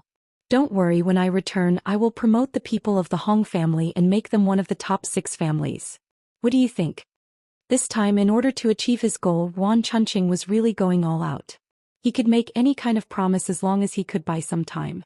As expected, when he mentioned the Hong family, especially when he said that he could make the entire Hong family one of the top 6 families, Hong Jin's eyes lit up as if he was tempted. "General Hong, you must help me." Yuan Chunqing begged for mercy again. Although he could not make the decision on important matters, if he was willing to help, he could buy some time. Perhaps it was because of Yuan Chunqing's humble attitude, or the benefits of the Hong family. This time Hong Jin did not reject immediately. Instead, he sat there and closed his eyes. After a few breaths, he suddenly opened his eyes and shook his head again. "It still won't work. The Duke of Loyalty wants Zhou to be completely submissive. It won't work if we give you a few cities. Hearing that it still won't work, Yuan Chunqing really wanted to cry. But fortunately Hong Jin suddenly said, "This method won't work, but there is another method that we can try." Hearing that there was still hope, Yuan Chunqing suddenly became energetic. He quickly reached out and grabbed Hong Jin's arm and asked, "Is there any other way?" Seeing how agitated Yuan Chunqing was and how hard he was grabbing his arm, a painful expression flashed across Hong Jin's face. "Hurry up and let go. You're hurting me." Oh, it's my fault." "Oh right, General Hong, if you have any ideas, please tell us quickly." Seeing how easily Yuan Chunqing apologized and how anxious he was, Hong Jin felt that the time was right and said slowly, "I'm sure you know what the loyal duke did after he took over Beidong City since you've been here for a day." "What did I do?" Facing this question, Yuan Chunqing was puzzled and thought hard. As expected of a prime minister, his mind worked quickly. It was unknown what he thought of, but he suddenly raised his head to look at Hong Jin and asked, "General Hong, are you referring to Duke Zhongwei's policy towards the Han and Jiaoji people?" Hearing that the topic was about to be discussed, Hong Jin couldn't help but be amazed at how smart the other party was. He nodded at this moment. "That's right. The loyal duke is very good to his own people. This general has heard from him more than once that he is worried about the status and living conditions of the Han people in Jiaoji. If we can work on this aspect, we might be able to cater to his interests and give Jiaoji a chance to breathe." Hearing this, Yuan Chunqing's mind spun quickly. He thought that if he could really work on the Han people, wouldn't he be able to buy some time for the crown prince? This was the new request that Hong Jin received when he visited Yang Chendong last night. Previously, Yang Chendong was worried that the Han people would suffer losses if a war broke out. It would be great if they could save them in advance. Right at this moment, Yuan Chunqing arrived. Yang Chendong wouldn't believe that the other party wanted to negotiate or even surrender. It was already good enough that Jiaoji was under the Ming dynasty's jurisdiction. However, this wasn't the result that Yang Chendong wanted. If he wanted to raise the status of the Han people, it wasn't just about convincing the enemy. It wasn't even important to convince them. After all, who knew what would happen the next day if they were convinced today? If the current generation was convinced, what would the next generation be like? The best solution wasn't to place hope on others, but to do something with one's own abilities. For example, if Jiaoji was completely destroyed and handed over to the Han people to rule, even if there were disloyal people in the future, wouldn't it be like meat rotting in a pot? Thus, from the start, Yang Chendong had no intention of letting Jiaoji off. No matter what price the other party had to pay, it was the same. However, the reason why he agreed to negotiate was because there were some things that he needed to prepare. With the 10,000 soldiers in his hands, defeating the Jiaoji army wouldn't be a problem. The problem was that after defeating the Jiaoji army, he wouldn't have enough strength to rule this place. He didn't want to work so hard only to benefit someone else in the end. Thus, the problem of population was the problem. In order to achieve his goal of ruling this place, Yang Chendong had already sent a message to Xichen City, asking them to gather some people and move them to Jiaoji. This would solve the problem of governance after the departure of the Lung Feng army and expand the Yang faction's influence and territory. It would take time for those people to arrive. Xianxia's navy was about to attack Juzhen Prefecture and other places, so it would take time as well. Thus, why not take advantage of this time to get the Han people of Jiaoji over? That way he wouldn't have to worry about people venting their anger on them or using them to threaten him in the upcoming war. This was why he gave Hong Jin a new mission after meeting him last night. This was why Hong Jin seemed to be persuaded by Yuan Chunqing and took the initiative to give him ideas.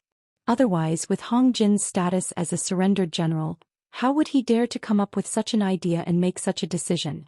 However, how would Yuan Chunqing know all of this? Furthermore, with his worldview and outlook on life, if there was a day when Jiaoji attacked the Great Ming, he would definitely not consider the lives of the Jiaoji people living in the Great Ming. It was precisely because of this different understanding that he decided to agree to Hong Jin's idea immediately after hearing it. However, he was still a little worried about whether Hong Jin's guess was right or not. What if everything was what they thought and the Duke of Zhongdong attacked them? Wouldn't that be bad? After making up his mind, Yuan Chunqing looked at Hong Jin with a burning gaze. "General Hong, are you sure that as long as we send all the Han people in the country over, the Duke of Zhongdong will sit down and negotiate with us? I'm not sure. Hong Jin shook his head honestly, but then he said, but I know that doing this can stall for time, right? And if we can stall for time, we will have time to think of a better way, right? The moment Hong Jin said that, Yuan Chuanqing's heart began to beat faster.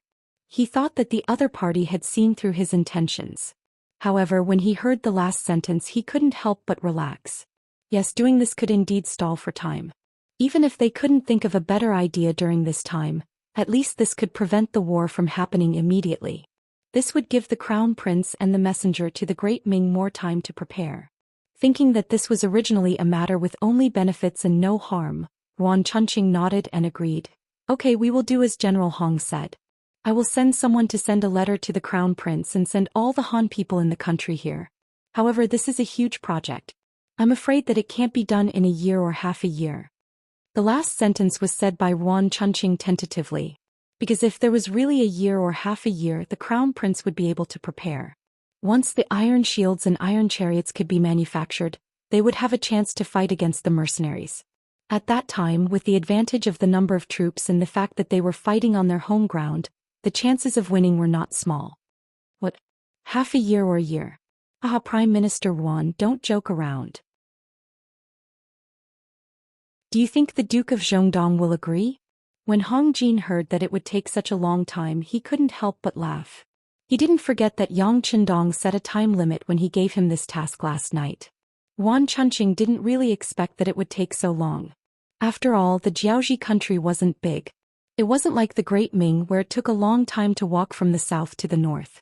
When he saw that he couldn't test Hong Jin, he asked in a consulting tone, then according to General Hong, how long is it appropriate to do this thing? Hong Jin didn't speak immediately. Instead, he raised his hand and stretched out 5 fingers. 5 months? Seeing this gesture, Yuan Chuanqing instinctively said. Oh. Hong Jin shook his head. Then it's 50 days. When he said this, Yuan Chuanqing had a bad feeling in his heart. But Hong Jin still shook his head after hearing this. Then he said in an unquestionable tone, 5 days. If it's more than that, I can't guarantee that I can convince the Duke of Zhongdong. What? 5 days? That's impossible. Yuan Chuanqing jumped up from the chair and said in an agitated tone. Not to mention that he originally wanted to use this matter to delay time. Even if he really wanted to do it, it was absolutely impossible to do it in 5 days. From some places in Jiaoji to Beidai City, 5 days was far from enough.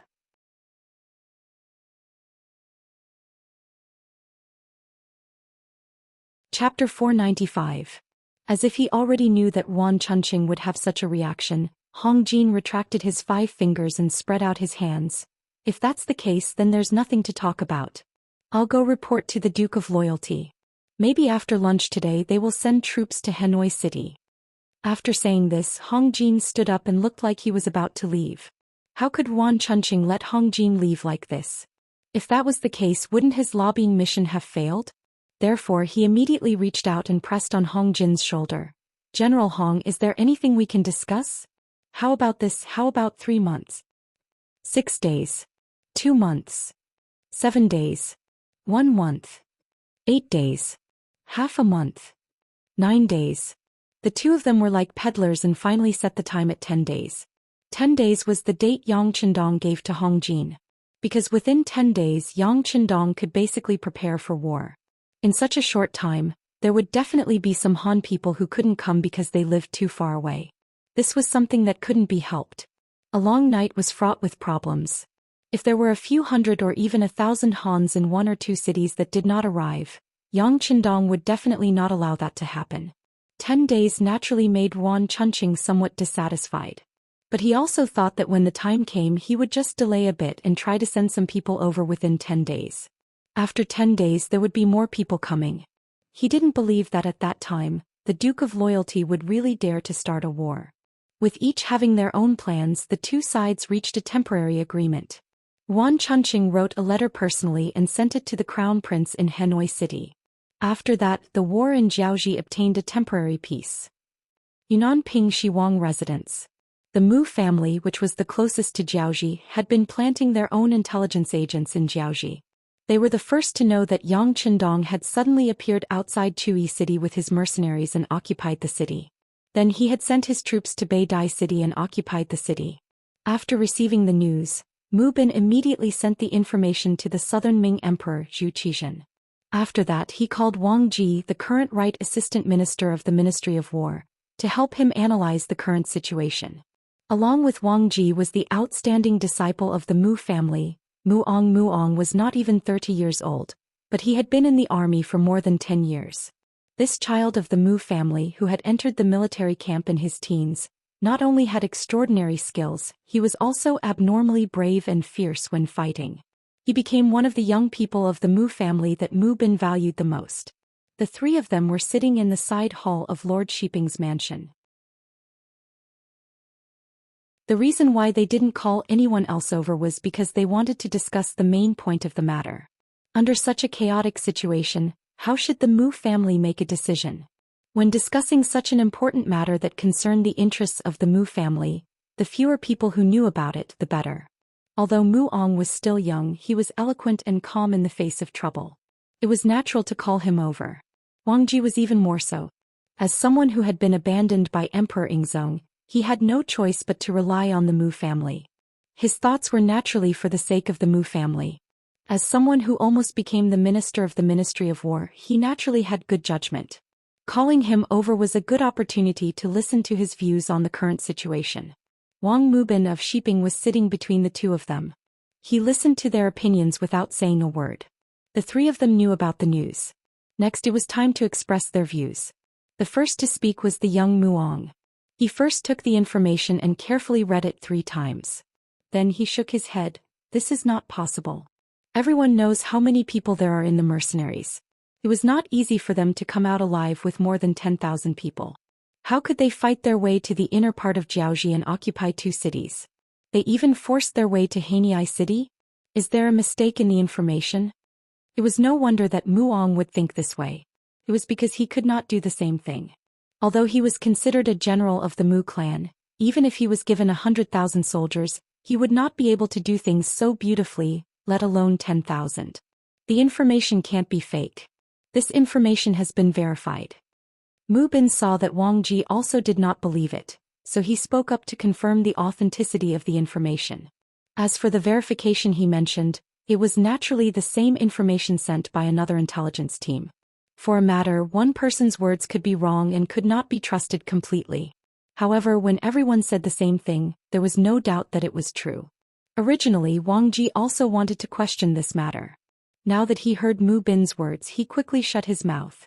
If he still doubted it at this time, it was equivalent to doubting Lord Shiping. For him who had offended Emperor Ingzong and had nowhere to go, if he did not cling to Mu Bin's thigh, he would really become a nobody in the world. As soon as Mu Bin said this, the side hall suddenly quieted down again. Obviously, everyone needed to digest this information. Then, after waiting for about 10 minutes, seeing that the two beside him had almost recovered, Mu Bin opened his mouth again and asked, "Okay, now you can say whatever you want to say. There are only the 3 of us here, so you are not allowed to speak nonsense." The so-called nonsense meant that they could say whatever they wanted. Once they left the room, they would not say it again. No one would be punished for it.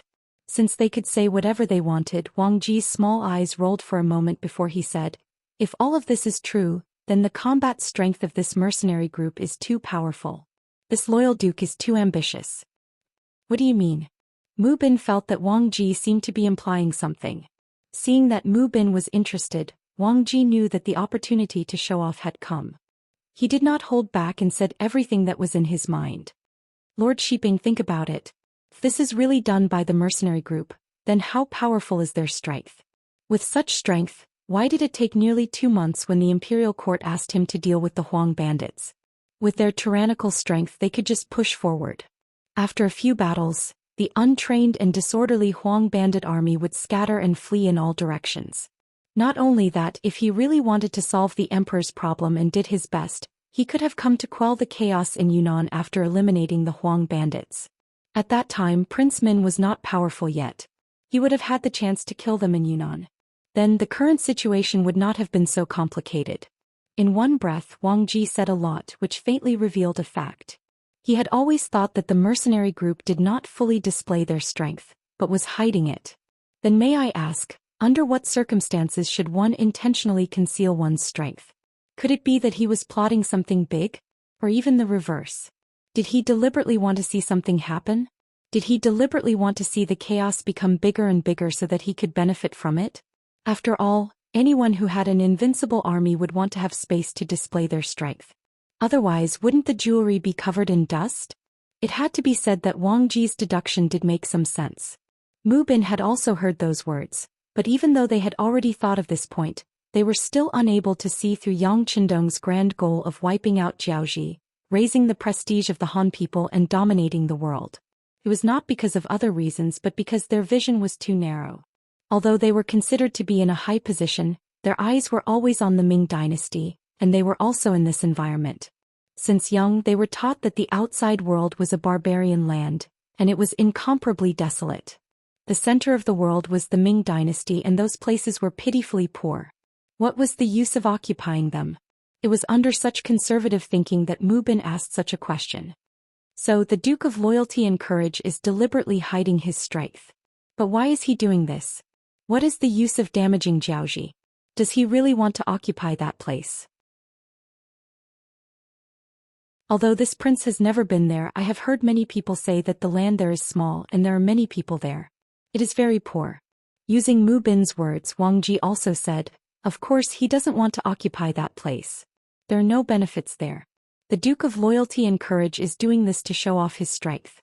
This way, others will be wary of him and then he can achieve his goal. Goal? What goal? This time it was Muong who asked. He. Wang Ji smiled proudly and then asked Muong, General Mu, this old man wants to ask you. After hearing about the strength of the mercenary army, if you were to lead an army to fight him, what are your chances of winning? Muong's face turned red as if he had been asked a question. He wanted to say that he was not afraid of the mercenary army, but when he thought about the way they attacked Jiaoji, it was not something he could do. This courage dissipated in a short time and he had to shake his head and say, if the two armies really fight with swords and spears, I'm afraid our Mu family will not be able to gain any advantage. Hearing Muong's answer without confidence, Wang Ji not only did not make sarcastic remarks, but also nodded. See. Even the Mu family army does not have the confidence to win. Then whether it is Ying Zong or Min Wang, how can they talk about winning? This is equivalent to obtaining victory in terms of momentum before the battle. If they want to use this momentum to ask for something from the emperor, how can they not agree? At this point, Mu Bin, who was sitting at the side, finally seemed to have thought it through. Does official Wang mean that the Duke of Loyalty and Courage wants to be a king like this prince? There is indeed such a possibility. After all, we have received news before that the Duke of Loyalty and Courage is very persistent about the throne. Wang Ji nodded and said seriously.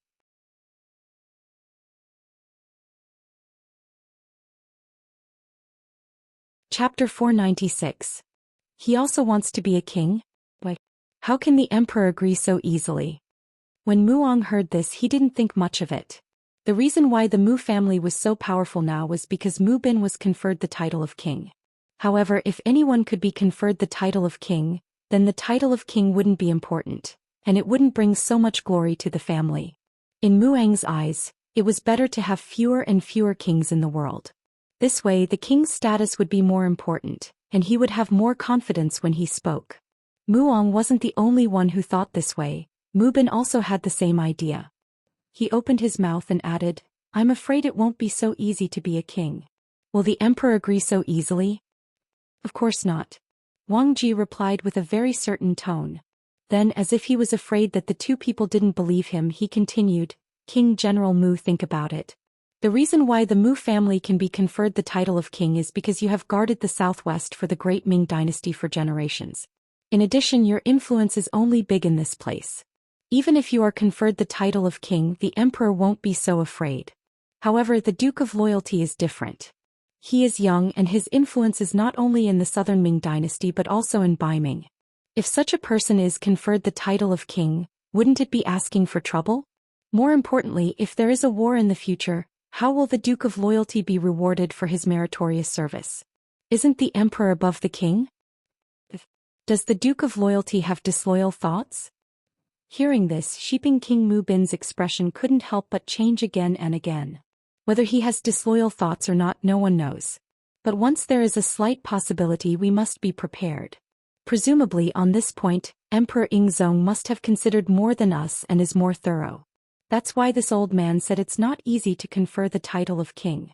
Wang Ji's understanding of Yang Chendong was limited, so he naturally didn't dare to rashly judge some things.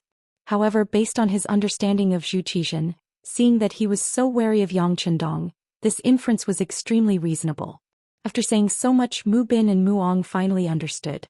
The reason why Yang Chendong suppressed Jiaoji was to use this opportunity to display his military prowess and obtain benefits from Zhou Xian. Now it was up to the emperor to decide. After thinking it through, Mu Ong suddenly chuckled. Speaking of which, the loyal duke took a roundabout route for the sake of fame. In order to achieve this goal, he must have paid a heavy price to enter the Jiaoji army. Mu Ong couldn't be blamed for saying that. He knew how strong the Jiaoji army was. Although it was still a bit worse than the Mu family's army, it was not by much. The mercenaries could win against them, but they should also be the kind that would kill 1,000 of the enemy and lose 800 of their own men. And the price he paid was nothing more than a throne, and it was very likely that he would not be able to obtain it. If that was the case, wouldn't it be equivalent to putting in effort for nothing? But no matter what, this matter had nothing to do with the Mu family army. Regardless of whether the Jiaoji army suffered heavy losses or the mercenaries were heavily injured, they were happy to see it happen. Now that the matter seemed to have been cleared up, everyone's previous worries also disappeared. This originally had nothing to do with the Mu family army. Moreover, no matter how strong the mercenaries were, it was impossible for them to find trouble with the Mu family army after defeating the Jiaoji army. Not to mention that they did not have any conflicts before. Even if they really fought with the Mu family army, what good would it do? Even if there were no benefits, who would be willing to do it? After knowing that no matter how the war developed, it had nothing to do with him, Mu Bin's expression completely relaxed. Alright, just send people to keep an eye on this matter. As for how it will develop, there must be someone who has a bigger headache than us. Mu Bin's words were correct. Prince of Min's faction also had the same attitude as him, but they did not care about their own affairs. They were currently thinking of using all their strength to conquer the entire Guangdong province. This was because during this period of time, they had sent troops everywhere and conquered many cities in Guangxi that they had yet to reclaim. Now that the entire Guangxi was in their hands, they naturally set their sights on Guangdong, especially the important Guang province. The person who Mu Bin said would have a bigger headache was naturally the southern Ming imperial court. The Minister of War, Kuang Yi, who was the first to receive the news, was in a good mood. When Yang Chendong left Gaozhou Prefecture and went straight to Liang Mountain, he also brought Guan Ying, Ma Wei, Yu Guang and other generals out of Gaozhou Prefecture and took a detour to Guangzhou Prefecture. After a round of recruitment, in addition to the support of the imperial court, 10,000 southern Ming soldiers quickly gathered in the Guangzhou Prefecture and had a certain amount of military strength. However, it was also at this time that all kinds of news came from the front. Some were good and some were bad. The so-called bad news was naturally that the Min King and the Miao army had attacked everywhere and finally conquered the entire Guangxi, allowing the Min King's forces to develop even more. There was even news that they were gathering troops. The next target would probably be the Guangzhou Prefecture that they were in. After all, as long as they conquered this place, the entire Guangdong province would not be far from falling into the enemy's hands. For this, other than continuously strengthening the city's defenses and recruiting troops, Kuang Yi continuously sent urgent documents to the capital and Nanjing to request for more support from the imperial court. Other than the bad news, there was also good news. For example, he just received the news that the Duke of Loyalty had brought his mercenaries and killed his way into Jiaoji. Not only did they pass through the complicated terrain of the Liang Mountain rainforest, but they also took over Jiaoji's Tsui city and Beidi city. The southern Ming spy in Jiaoji said that the current Jiaoji could not even take care of itself. When this news entered Kuang Ye's hands, he was so happy that he almost jumped up. Now that Jiaoji was entangled, he would not be able to think about sending troops out of southern Ming. Didn't this mean that they had one less opponent? Kuang Yi was not only old, but his thinking was also very old. In his opinion, the Min King was surnamed Zhu and had the bloodline of Emperor Taizu. The battle with the emperor was an internal battle of the Zhu family. No matter what, the world still belonged to the Zhu family. They could not let an outsider take advantage of it. Good. The Duke of Loyalty is indeed powerful. The mercenaries did not disappoint. With the news that had just arrived, Kuang Yi, who had not smiled for a long time, drank 3 large cups of wine in his temporary residence. He even called his student Guan Ying over to drink with him. Guan Ying did not understand why Kuang Yi was so happy. Seeing that the drinking stopped, he asked carefully, "Teacher, this is the victory of the Duke of Loyalty. Why are you so happy?" "Why can't I be happy?" Kuang Yi, who was in a good mood, decided to teach his student well. He asked, "Tell me, if the mercenaries led by the Duke of Loyalty fought with the tyrannical Jiaoji army, who would win in the end?" Guan Ying shook his head. The strength of the mercenaries is indeed tyrannical, especially the continuous fire guns in their hands. No matter who is their enemy, they won't be able to gain any advantages. But in the end their military strength is too little. They can still win some battles, but to say that they can really wipe out the entire Jiaoji army is unrealistic. That's right. Kuang Yi nodded with satisfaction and said, "According to what you said, the mercenaries will fight with the Jiaoji army until both sides suffer losses. If this is the result, it will only be good for the great Ming dynasty." At this moment Guan Ying finally understood. Then he said tentatively, "Teacher, you mean that this is a battle between 2 tigers? There will be casualties. Even the one who wins won't get any benefits, right?" "That's right." Kuang Yi stroked his beard and said, "Actually, I admire the Duke of Loyalty very much.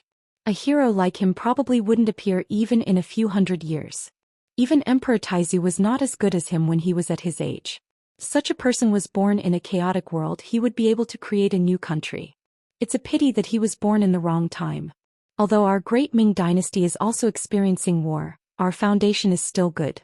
Most of the people have clothes to wear, food to eat, and can live and work in peace and contentment.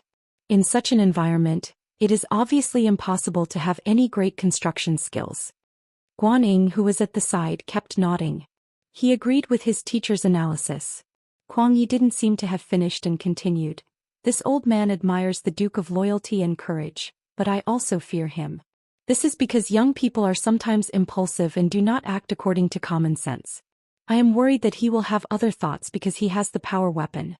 That is why I advise the Emperor to use him while also being on guard against him." Yes, we must be on guard against such people. Guan Ying agreed. After all, it was not the first time that one's merits overshadowed his master's. History has proven that once an official's merits were too great, there would be many rebellions. That is why I am so happy to hear this news. Just as you said, although the mercenary army is powerful, there are too few of them and their foundation is too weak. It is not possible for them to do anything to Jiaoji. The best outcome would be for both sides to suffer great losses. In that case they would also suffer great losses. Without using a single soldier, the imperial court was able to make the 2 people whom they were wary of fight to the point where it was difficult to tell who would win. Moreover, they were both in a state of serious injury. Was this not good? Isn't this worthy of a celebration? Kuang Yi finally spoke clearly. When Guan Ying heard this, he could not help but nod. Teacher's analysis is very correct. The student will learn.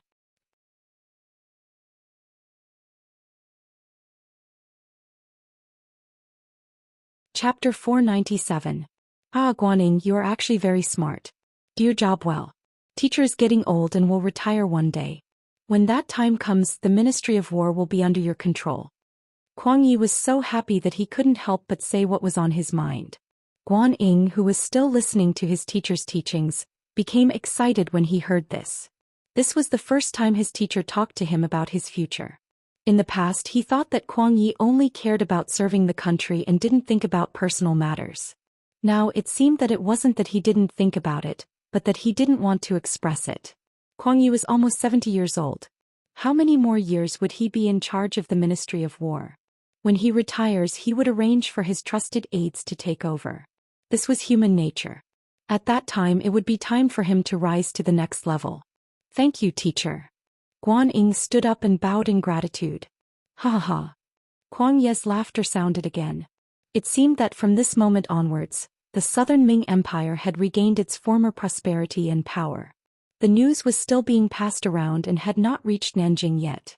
However, when the news reached there, especially after the emissary of Zhou met with Zhou Xian, it would definitely make Emperor Ingzong, who had not been doing well recently, happy.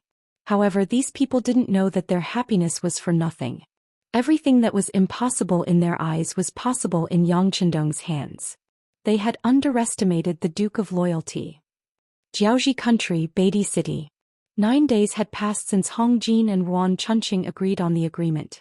In these 9 days, more than 20,000 Han people had arrived at Beidi City. Among them there were hundreds of Jiaoji spies who were hiding among them. They were dressed like the Han people. In addition, they had lived together for many years, so it was easy to disguise themselves. According to Yuan Chunqing, there were at least 10,000 Han people rushing here. There were also many cities that were still mobilizing because they were too far away. All in all, Yuan Chunqing was very proactive in this matter. His actions seemed to be very fast. However, Jiaoji wasn't a small country. It was impossible to complete this matter in 10 days. This way it would be able to stall for time. Yang Chendong had long seen through Yuan Chunqing's thoughts. He didn't point it out because he also needed time to prepare for the battle. With the Han people entering the city, it would be easier for them to conceal their military objectives. As for whether or not there were spies from the Jiaoji nation among the 20,000 Han people who had already entered the city, Yang Chendong did not care. After all, these people were going to be sent to Ryukyu Island. At that time, no matter who you are, after studying and living there, you will become a resident of Crimson City. On the surface, Yu Qian was in charge of the management of Crimson City. However, he was more in charge of managing the people's livelihood and the development of various factories. In fact, he was still implementing military control among the people. If one had to describe it, it was a bit like when China was established in the 60s. Every outsider who entered would be strictly checked. Even if you were a Han person, you would be disrupted after entering the city. Yang Chendong was playing this game. Under such a policy, Leng Feng, the auxiliary soldiers, the militia and even the children's regiment as well as the residence committee, if anyone tried to do anything they would be caught and dealt with. Even wearing a big hat on the streets was a common thing. It wasn't worth making a fuss about. Under such an atmosphere, no matter where these 20,000 Han people came from, they would only be on the same side when they arrived at Ryukyu Island. In fact, the moment these 20,000 people entered Beidi City, they were under military control. Then they were escorted out of the city by Leng Feng, the auxiliary soldiers and the temporary auxiliary soldiers to Chuyi City. At the seaside not far from Chuyi City, the Xianxia Navy's ship was already waiting there. On the ship, not only were there large amounts of firearms and ammunition produced by Crimson City's arsenal, there were also 50,000 Han people. These 50,000 Han Chinese were all young and active members who had performed outstandingly on Ryukyu Island. They were selected by various units and departments. They would become the backbone of the Jiaoji country in the future.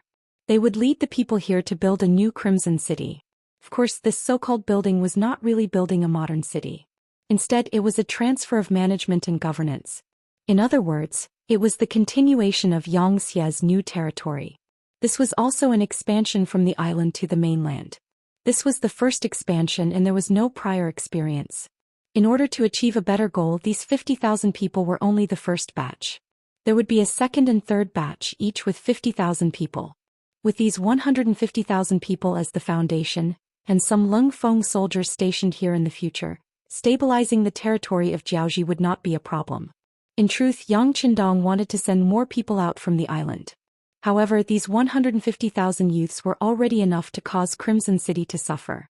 After all, what Ryukyu Island lacked the most was manpower. Being able to squeeze out these 150,000 people was because Yang Chendong had given a strict order, and his subordinates had no choice but to obey.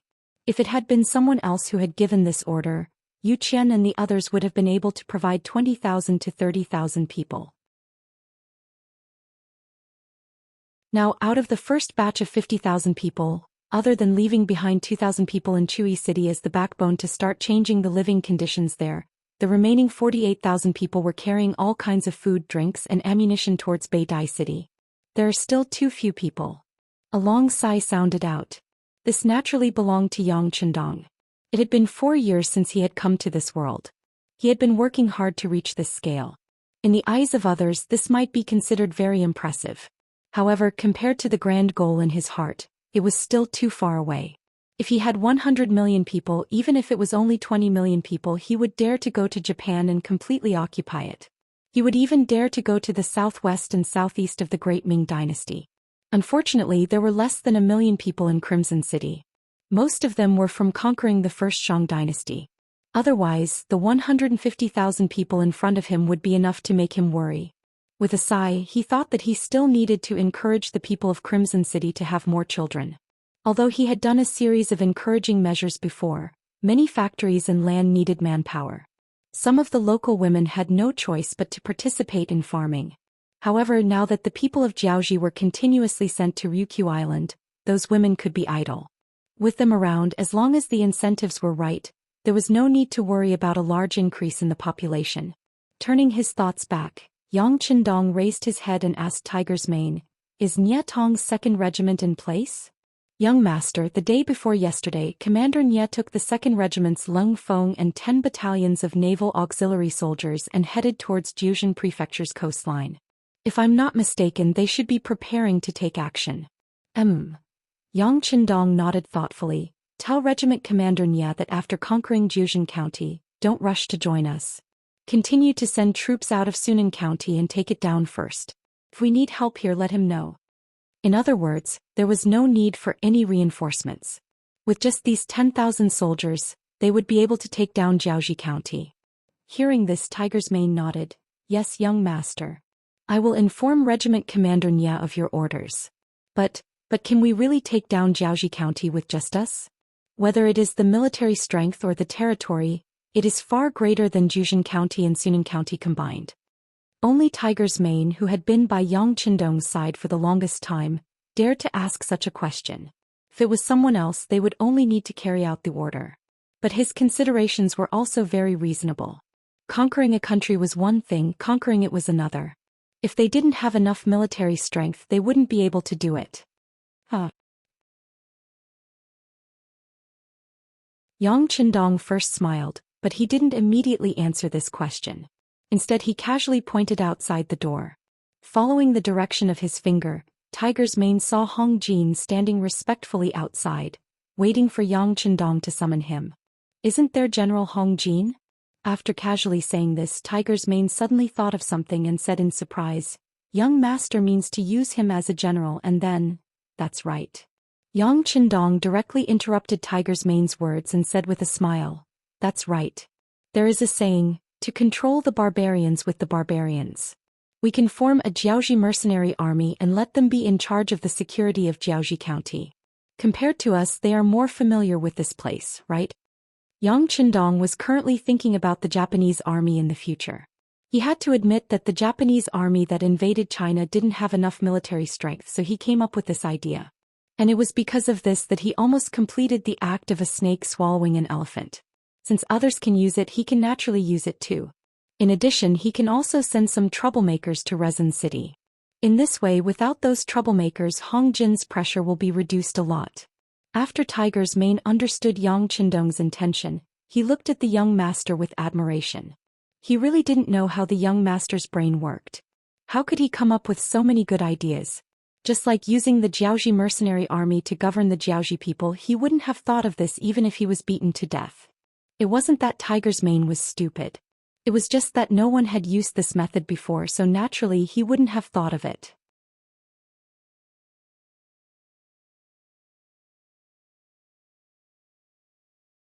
Chapter 498. "Well, go and wake Hong Jin up," Yang Qindong said casually, then turned around and sat back on the big chair. In front of Tiger's Mane, he could do anything he wanted, but in front of a surrendered general like Hong Jin, he had to maintain his dignity. What was a superior? Not only did he have an imposing manner, but he also had to learn all kinds of methods and use all kinds of environments to enhance his imposing manner. Once he did it well, it would give his subordinates a lot of psychological pressure. When he issued an order, there would naturally be no second opinion. Not long after Yang Qindong sat down, Hong Jin came in under Tiger's Mane's lead. As soon as he entered the room, Hong Jin knelt on the ground, not daring to raise his head, and said in a very respectful voice, "Subordinate Hong Jin greets Duke of Loyalty." As a surrendered general, Hong Jin was very clear about his identity. Not only in front of Yang Chendong but even in front of some ordinary mercenary officers he was very respectful. Therefore for a long time no one really made things difficult for him. Originally, under the leadership and teaching of Yang Chendong, the mercenaries were very particular about the equality between officers and soldiers. Even if a soldier joined the army, as long as he was not too arrogant, no one would make trouble for him. If Hong Jin's attitude was slightly better, it would be even worse to say that no one would want to make things difficult for him. Yes. Seeing Hong Jin kneeling in front of him so respectfully, Yang Chendong nodded and then said casually, "You did a good job." Hearing the praise, Hong Jin, who was kneeling there, felt happy. However, he still said cautiously, "It's all thanks to the Duke of Loyalty's good teachings." "Alright, there's no need to call me Duke of Loyalty. You're my man, so just call me Sixth Young Master from now on." Yang Chendong slowly straightened his body as he spoke. The change in address meant that he had been initially accepted by Yang Chendong. Hong Jin, who was overjoyed, quickly kowtowed to the ground and said, "Yes, Sixth Young Master." Yang Chendong could understand the slight tremor in Hong Jin's voice. After all, even though the Hong family had some power, it was still far from the Ruan, Qin, Li, Fan, Huang and Pan families. It could be said that at this moment Hong Jin really wanted to be understood and recognized. Yang Chendong, who fully understood this, wanted to give Hong Jin a chance to stand out. "Hong Jin, have you ever thought of putting down the things you're doing and doing something else?" The work at hand was to settle the Han people who came from all parts of Jiaoji. Even though this job didn't seem like much, most of the Han Chinese who came here were in a daze. Many of them didn't even know why they were here. They were all forced to come here by the Jiaoji army. These people didn't have any feelings of gratitude or excitement. Even so, Hong Jin was happy to do these things.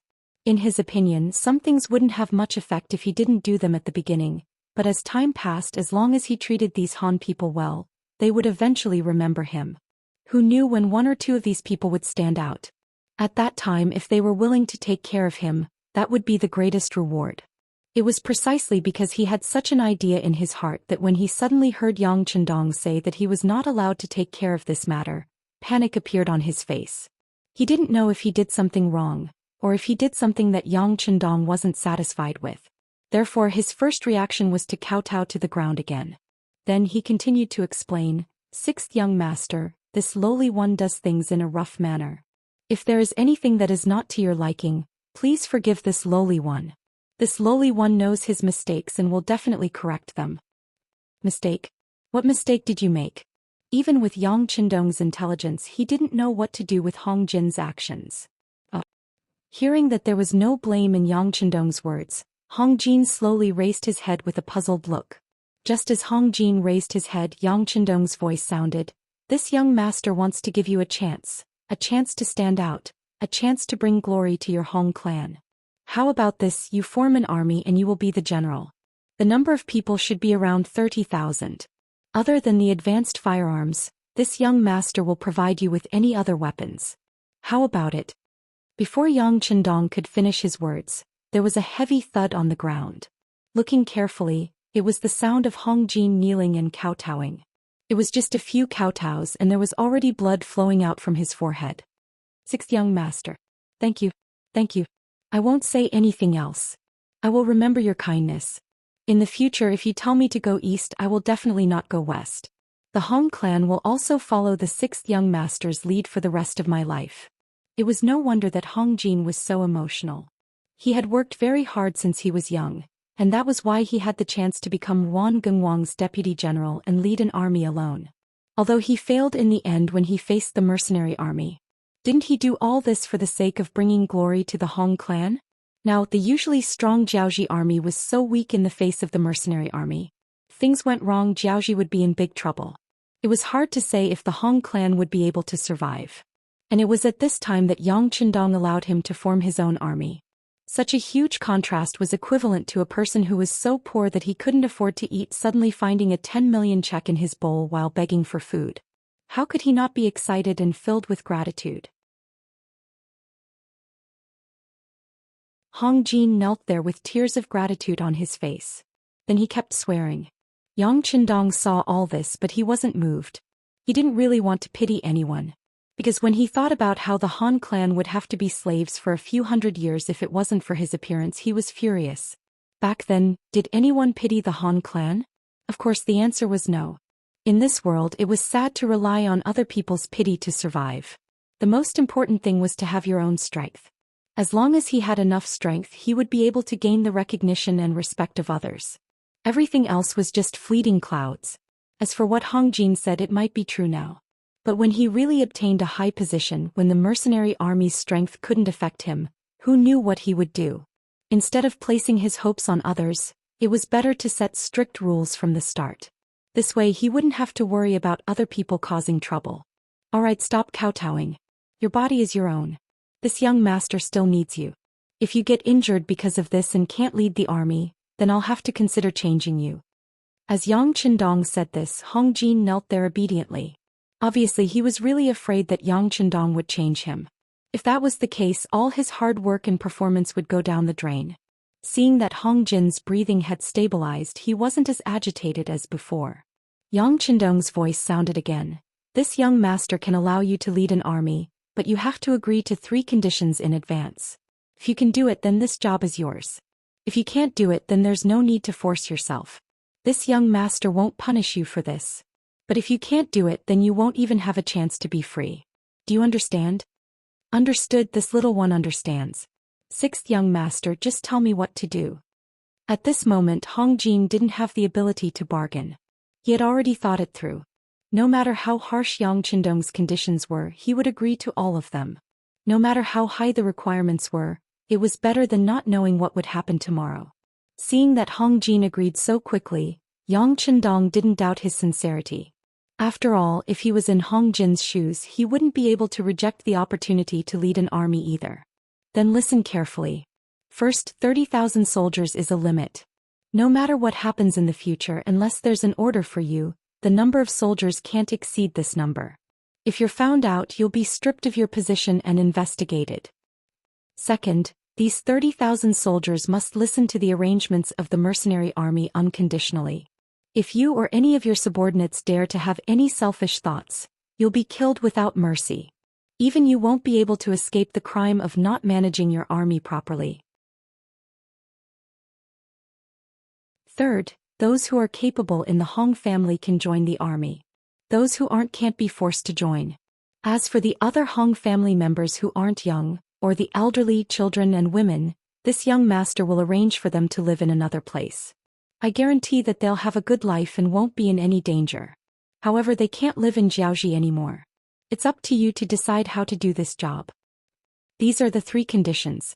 If you agree to them, this young master will also promise you what I just said. If you don't, then just pretend that I didn't say anything. Yang Qindong stated the 3 conditions and waited for Hong Jin's reply. He didn't have any intention of forcing Hong Jin. There were some things that couldn't be done well without the initiative. As for why he wanted to form a Jiaoji mercenary army, it was because the number of mercenaries he had was still too little. If he had to leave behind a sizable army for every territory he conquered, then no amount of mercenaries would be enough. After Yang Qindong finished speaking, Hong Jin, who was kneeling on the ground, heard everything clearly and quickly came to a decision. 6th young master, Hong Jin is willing. Hong Jin naturally understood the meaning behind Yang Qindong's words. He wouldn't be allowed to grow, let alone form his own faction. At the end of the day he would only be a puppet. Even so, he was still a general of 30,000 soldiers. As long as he didn't go overboard, there shouldn't be any problems. Compared to those Jiaoji generals who wanted to go against the mercenary army, those people were destined to die. Hong Jin was already very fortunate to have what he had. Why would he be unwilling?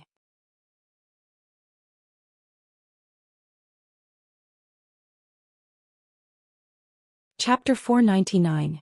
What's more, Yang Qindong had also said that as long as the Hong family members were capable, they could also be brought into the army. As long as the descendants of the Hong family worked hard and were nurtured well, this 30,000-strong army would be equivalent to the Hong family's own army. Other than a powerful mercenary group, no one else would be able to suppress him.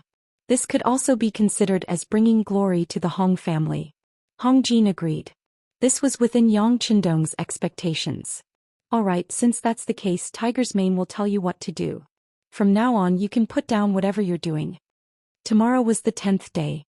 Yang Qindong had already made his preparations and was about to launch a fierce offensive. Naturally, he would have to put aside the matter of accepting the Hans for now. However, Hong Jin did not know about this. He thought that someone else would take over his job. Now that he was focused on becoming a general, he kowtowed and expressed his gratitude before leaving with Tiger's Mane. After exiting the room, Tiger's Mane walked out while speaking to Hong Jin, who had his head lowered and was one step behind him. You're quite lucky. The young master chose you because of your recent good performance. However, I hope that you can continue to work hard and don't think of other things. Yes, Tiger's Mane is right. Hong Jin will remember. Since the young master has allowed you to become a general, you can go and pick soldiers now. There are 20,000 Jiaoji citizens in Beidai City. Among them there are around 6,000 youths. You can choose 2,000 of them to follow the mercenary army to the battlefield tomorrow. Of course, you won't be doing anything dangerous. You'll just have to clean up the battlefield, watch over the prisoners and collect military supplies. Tiger's Mane spoke softly, but these words were like a bolt from the blue in Hong Jin's ears. His mind went blank. Tomorrow? Tomorrow? Yes. Tiger's Mane nodded. Since he had decided to use Hong Jin, there were some things that he was not afraid of in advance. The young master and Jiaoji have been feigning civility for 9 days. All the preparations have been completed. Naturally, it's time to turn hostile. Hong Jin could no longer hear Tiger's Mane's next words. His mind was still muddled. He had always thought that the mercenaries couldn't take down the entire Jiaoji, and he didn't want to continue fighting. That was why he decided to negotiate with them. As for his position as a general, it should only be to protect Chuyi and Beidai cities. But now he realized that he couldn't see through Yang Qindong at all. Naturally, he couldn't know what Yang Qindong was really thinking. Could it be that Jiaoji is really going to be destroyed? As soon as this thought appeared in his mind, Hong Jin became excited. If he only wanted to govern Chuyi and the northern belt before, wouldn't he be able to govern the entire Jiaoji region?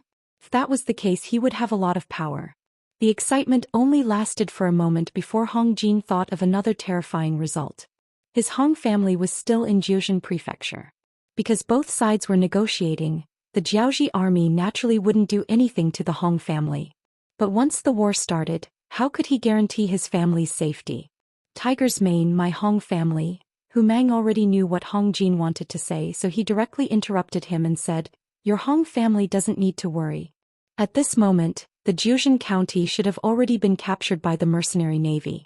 Your Hong family will be safe. Jiuzhen Prefecture. It faced the sea from east to west, connected to Jiaoji Prefecture in the north, and connected to Renan Prefecture in the south. It was an important transportation link in Jiaoji. Previously, Crown Prince Li Yuanlong stayed here to stabilize the situation in Jiaoji. But because Hanoi City was in danger, the old King Lily didn't care. The Crown Prince had no choice but to leave for the capital to find a solution. After the Crown Prince left, the normally tense Jiaoji officials were relieved that there was no longer a curse on their heads. Although the mercenaries had appeared in Chuyi City and Beidai City, they were still some distance away from them. Not to mention they had already received orders to send all the Han people out to negotiate with the mercenaries. Since it was a peace negotiation, there was no need to worry about the safety here. Coincidentally, it was drizzling today, so the generals and soldiers guarding the coastline went into their rooms to slack off. May Island. It was near Wuxia City, the source of the eastern coastline of Jiaoji. Usually there were hundreds of Jiaoji soldiers stationed here. Once they discovered any enemy, they would immediately light the beacon on the island to provide information to the city less than 100 miles away. It was drizzling today. It had been raining since morning, and there was even a moderate drizzle in the afternoon. Under such terrible weather, the visibility on the sea was not high. The Jiaoji soldiers in charge of the lookout could only see about 20 meters ahead of them. Beyond that, all they could see was a vast expanse of whiteness. With their vision obstructed and the fact that there had been no enemy here for many years, the soldiers let down their guard. Under the drizzle, other than the 2 lookout posts on the north and south, the rest of the soldiers had gone to rest in the barracks. In this environment where not even a single bird could be seen, a small boat slowly approached Miao Island. When it was about 100 meters away from the island, it suddenly stopped. Rain and fog were everywhere, forming a very good protection, making it difficult for people to spot it. As soon as the boat came to a stop, 8 men in black tights appeared on the boat and disappeared in a flash. After a few soft splashes, the 8 men dived into the water and headed straight for Miao Island, which was 100 meters away. Just like the Wolf Fang special forces on land, they were like a sharp knife that could be stabbed into the enemy's chest at any time. In the Navy, Division Commander Zhou Xian had invested a lot of energy and resources to form an elite team that struck fear in the hearts of the enemy. They were the Marine Corps. Since its establishment, the Marine Corps had completed no less than 20 missions. Many ships traveling in this sea area wanted to quietly pass by without paying the protection fee, but in the end, the ships sank to the bottom of the sea, which was partly due to their efforts. This time, in order to complete the mission taught by the 6th young master, Commander Nye Tong had transferred a platoon of Marine Corps from Division Commander Zhou Xian. The 8 men just now were just the first batch of soldiers to enter the sea. With the first batch, there would naturally be a second batch. In the blink of an eye, another 8 men had disappeared into the sea. After a few more batches, a platoon of 30 soldiers had entered the sea. About half an hour after these people entered the sea, many large warships appeared behind the small boat. It was as if they had descended from the sky. They first appeared in the white fog, then slowly approached Miao Island. The soldiers on May Island were completely unaware of this. They did not know that their fate had already been decided at this moment. They also did not know that at the edge of the island, 30 mercenaries armed with Type 95 mercenaries had already landed on the shore and were slowly approaching them. They had already practiced infiltration and landing on the island countless times. It was just a group of 100 unprepared enemies. These elite soldiers did not even consider them a threat. If not for the fact that they were afraid of alerting the enemy and causing them to ignite the fire beacon, which would hinder their next attack on the beach, they would not have needed to infiltrate like this and would have directly attacked. Even though they were very confident in their own combat strength, when they reached the island from the sea, the 30 elite soldiers did not immediately make their move. Instead, they carefully observed the terrain. Discovering that it was the same as what they had predicted, other than the 2 Jiaoji soldiers on the lookout posts, there were no other enemies. As the platoon leader of the Marine Corps, Feng Liao Ran raised his right hand and made a gesture. Following that, the 10 soldiers advanced forward like foxes. This squad of soldiers was not only responsible for dealing with the enemies on the lookout posts, they were also responsible for protecting the beacon towers that could be ignited at any time. As for Feng Liao Ran, he led the remaining 2 squads of soldiers towards the only military camp on the island, which was a row of stone bungalows. Without any warning, the silencer on the 95 gun fired a bullet. The 2 Jiaoji soldiers who were still dozing off saw the King of Hell. Following the elimination of the outer sentries, Feng Liao Ran and the rest began to increase their speed. However, their worries were unfounded. Even when they rushed to the entrance of the bungalow, they were still not discovered, and not a single person walked out of the bungalow. Prepare the smoke grenades. Feng Liao Ran raised his right hand and ordered while holding his gun. Ever since the smoke grenades were taken out by Yang Chendong from the warehouse, they had been the research object of the Crimson City's arsenal. Finally, they had successfully replicated it a while ago. However, because too many things were involved, they were still unable to mass-produce them. However, an elite force like the Marine Corps was naturally equipped with them. Break the door and throw the grenades. With a very straightforward battle order, a Marine raised his right leg and fiercely kicked towards the camp gate. Clang. The moment the door was opened, 2 smoke grenades were successfully thrown in.